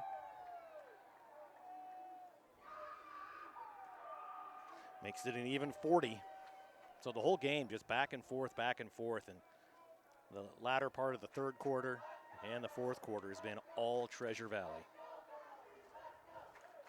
And I think it's really all coming down to the chanting from the fans that really turned the tide. Willed their team to the win. Yep. Yeah, you're going to look at this final score and be deceived. This was a very close game for 95% of the affair, and then it's just kind of been a deluge here at the end. 22 seconds to go. 75-yard scoop and score for Landon Bolt. And he's the kind of kid, I mean, he's got really good size. He's 6'3", 170. I bet he's related to Austin Bolt, played for Bora, now at BSU. No, it's different spelling. Oh, is it? Yeah, B-U-L-T. And Austin Bolt was B-O-L-T. You're one of those guys that pronounces it the same way. My two sons do that too. I say pole, and then say pull, and they say it the exact same way. Bolt and bolt. That's the exact same thing. All right, how would you say it, Mr. Hooked on Phonics professor? Bolt and bolt. Oh, that was the same. No, you're wrong. I feel like we're those two stodgy old guys from the Muppets up in the little peanut gallery. We're just arguing with each other. I love it. We've got a timeout here for the two-point try. I was really hoping to get some grub in between these games, but that's not happening. Actually, think on the way back up, because you're going to go down the field, do the interviews, and just grab something on the way up. Yep.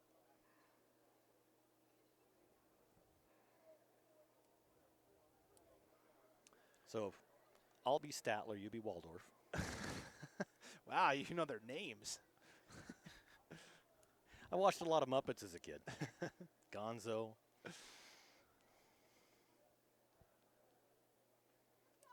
Oh, so we called the timeout for the kick. It'll be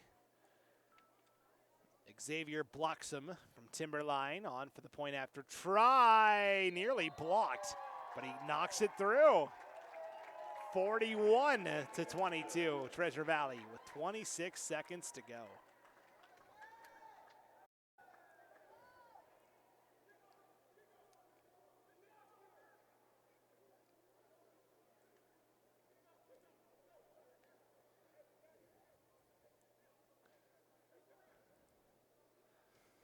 So 26 seconds to play.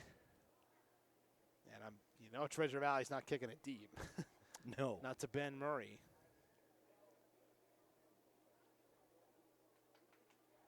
$26 seconds.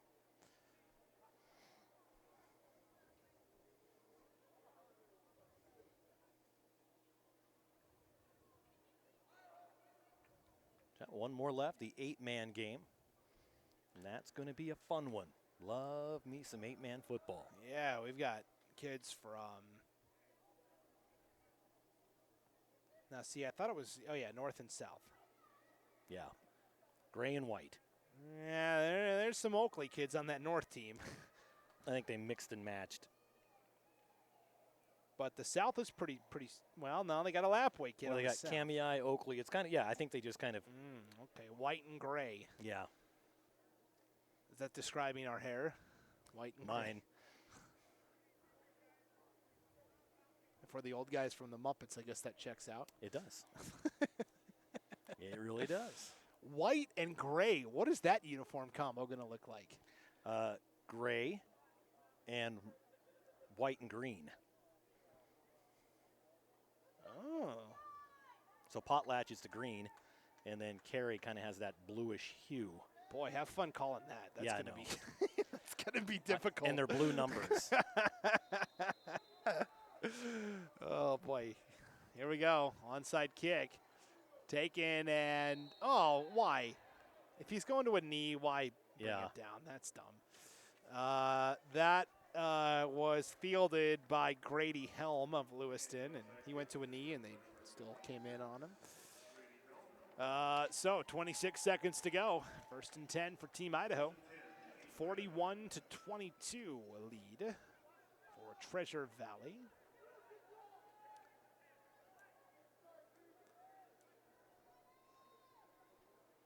It's going to be a clean sweep for Treasure Valley today. And we think of Treasure Valley, oh yeah, Boise, State of Ada, but it's also Homedale and Coal Valley Christian. New Plymouth, Weiser. It's all the valley, and they've had a lot of good athletes up and down today for sure. Oh, definitely. Oh, hey, timeouts, can't take them with you. Team Idaho going to take a timeout following a stoppage of play where they had time to discuss what they wanted to do. And like I said, I'm not a coach. I'm not here to second guess And what else do you have to do right now, right? Yeah. You got some place to be. You know what I like about Kibbe the most? Kibbe Dome is right across the street north of here is Buffalo Wild Wings. Oh. Yep, just across the street, literally. There you go. I mean, you're kind of like single-handedly keeping Buffalo Wild Wings. Yeah, I kind of slowed down this spring. Yeah. Just because I haven't been on the road very much. And yeah. You must know it's a good business if they're not even a sponsor and we're talking about them. Yeah. Someone from B-Dubs, please contact us. Please. To talk about that. Overthrow, nearly picked. It'll be 2nd and 10 now with 21 seconds to go. Every salesperson, I want one thing, Buffalo Wild Wings. It's a tough nut to crack. It's a tough wing to dip.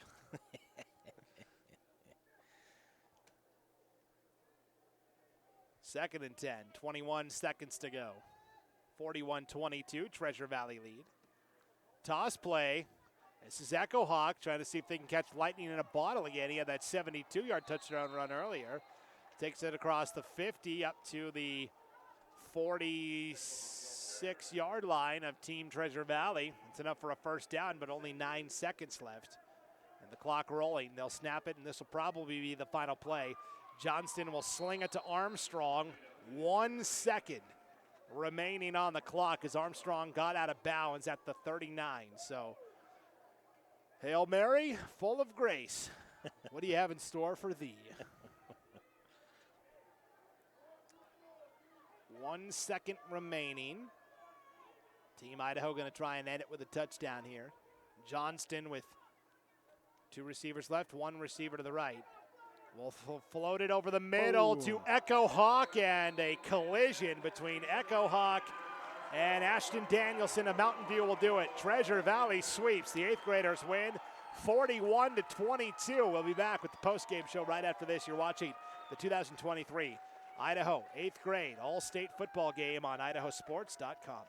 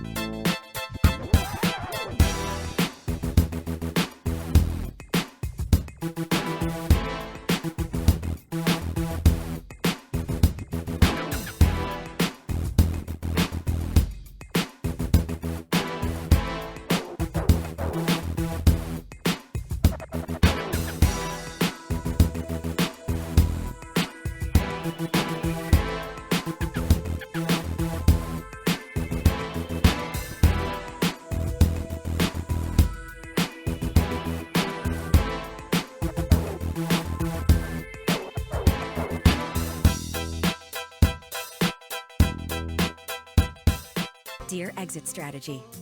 All your pieces are in place. Thanks for being there when I need you most. Always Toyota SUVs. Toyota. Let's go play. Vaping sucks you in quick, and the more you vape, the harder it is to quit. Not to mention all the chemicals and health problems. That's why thousands of teens are joining My Life, My Quit. Visit mylifemyquit.com or text Start My Quit to 36072. All right, welcome back again. Your final score 41-22.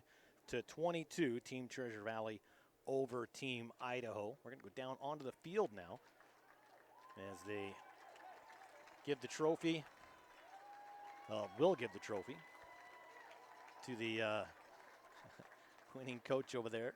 That's Larry Nigro. And now for the MVPs. And then we'll have the post-game interviews with both of the MVPs right there on the Vandal logo.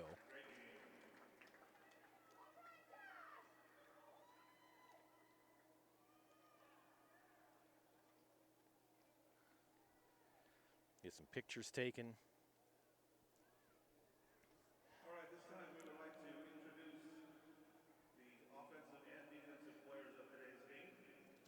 First of all, our defensive player from Lakeland, number 13, Caden Carley.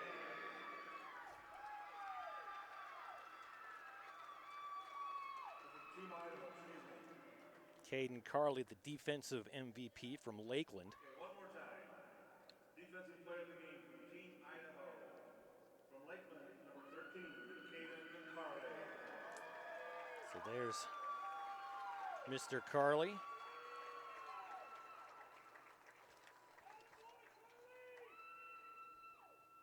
And our offensive player of today's game from Treasure Valley. From Eagle, number 22, Luke Makita. And Luke Makita, the offensive MVP, he was the workhorse. They rode him all the way to the end zone on most of their drives.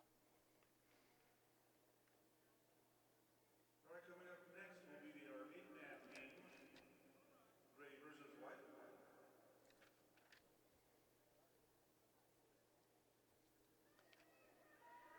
And once again, congratulations to Team Treasure Valley and to Team Idaho for today's great game. Everyone, please drive home safely, and to all the fathers, happy Father's Day. All right. As Silver Bullet Bainey collects his MVPs.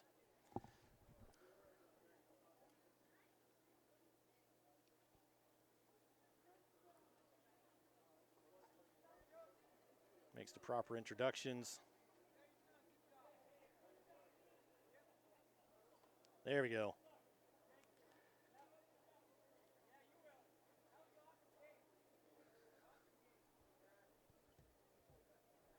All right, let's go down on the field to Brandon Bainey. All right, we're here at midfield of the Kibbe Dome. Brandon Bainey with our offensive and defensive MVPs. Let's start with Caden Carley from Lakeland High, our defensive MVP. Congrats on the accomplishment. How does it feel? Go ahead and turn around and face that camera right up there. There you go. Feels pretty good. I mean, I came down here last year and I worked really hard, and then this year it was hard. It was a tough offense, but I feel like I did my best that I could, and I'm glad that I won it. Came through with a big sack today. What's your, how did that feel? That felt pretty good. I mean, I also missed one over there, but you never get all of them, but yeah. Hey, as long as you're in the neighborhood, right? Coach will take that. Do you have a favorite pass rush move that you like to use? I always like hitting the inside, actually. Today I hit the outside a lot because the line was really good, but most of the time I like hitting on the inside because that's just where the holes are, man. So you're getting ready to go to high school and be part of the Lakeland High School program with Coach Schroeder in his second year. How excited are you to contribute to the high school team? I'm very excited. I love Coach Schroeder so far. I'm on the freshman team, obviously. We haven't been working much with him, but I love him from the way I've been talking to him. I'm really excited to play for Lakeland. It's been a good tradition there. Lakeland's been a steady participant in the playoffs. It's up to you guys to keep the wave going, right? And I'm feeling really confident in our team this year, too, this freshman team that we're doing on. We did well in our scrimmages back home. I was here, obviously, but, yeah, I'm pretty excited. All right, now, you got a little bit of a mustache going on, I noticed there. You going to keep that rolling through the school year? I don't know. I'm pretty sure. I mean, it's like baseball thing. I'm playing baseball. I got to wait till the end of the season because I got my first hit, so. All right, right on. Hey, Caden Carley from Lakeland, our defensive MVP. Congrats. Yeah, thank you. All right, let's go down to our offensive MVP, Luke Makita. Yep, you're good. Yep. Now we're done with the peons. We can move to the real no, I'm just kidding. Luke Makita, congrats on winning offensive MVP. How does it feel? Feels great. It's a whole, it's a whole team thing. Everyone could have gotten it. We all did great. Yeah, it really was a team effort, you guys, with you and DJ and all the receivers. How balanced did you know coming in that they're going to have a hard time stopping us? Yeah, our team's really good, and DJ, he's great too. Yeah, let's talk about that second half kickoff where you and DJ both went for the ball and DJ ended up grabbing it. What were you thinking when that happened? Called for the ball, but he just wants to score. I can't blame him. And he had 2 touchdowns today. You finally got the touchdown at the end. Of course, that's not the end-all, be-all, but how good did it feel after, getting a lot of the yards to finally get into the end zone? Felt great. Can't end on no touchdowns, so yeah. Our O-line did great, so that really helped. Now, of course, we know Ethan Makita. Is that your older brother? Yeah, it is. Okay, what kind of things have you learned from watching him play and dominate in the SIC? I learned a lot of stuff that he's been taught by Boise State and just watching him, stuff like that. How excited are you to get to high school and start being part of the high school program? Really excited. I might be able to play one season with my middle brother, Eli Makita, so that'll be great. Our coaches are amazing too. Yeah, and what year is Eli? Eli's a senior. I think, hey, you put on a good audition tape to maybe get a little time on that varsity team for sure. Congratulations, Luke Makita, our MVP. Go celebrate with your team. Thank you. All right, back up to you, Paul. All right, thanks, Brandon. Great job, Team Treasure Valley. Great job, Team Idaho. It was back and forth. Like Brandon said, towards the end of the game, people will look at this score and not really know exactly what happened. This was a much closer game than that final score would appear as. So 41-22 is the final. So again, want to congratulate our 2 MVPs on offense. Number 22, Luke Makita from Eagle, and number 13, our defensive MVP, Caden Carley from Lakeland. I want to thank all of our major advertisers that makes this webcast possible, keep things running. Those include your local Toyota dealer, the Idaho Immunization Program, Project Filter, the Idaho Transportation Department, and Valleywide Cooperative. Thanks for joining us again as Team Treasure Valley with the sweep. Finishing up with the 8th grade game today, beating Team Idaho 41-22. My broadcast partner, Brandon Baney, making the trek back up to the press box. All the other guys behind the scenes here at idahosports.com. I am merely Paul Kingsbury. Have a good night, everybody. This has been a presentation of idahosports.com Game Streams. This broadcast is copyrighted to idahosports.com. Any rebroadcast, retransmission, or other use of this broadcast without the expressed written consent of idahosports.com is strictly prohibited.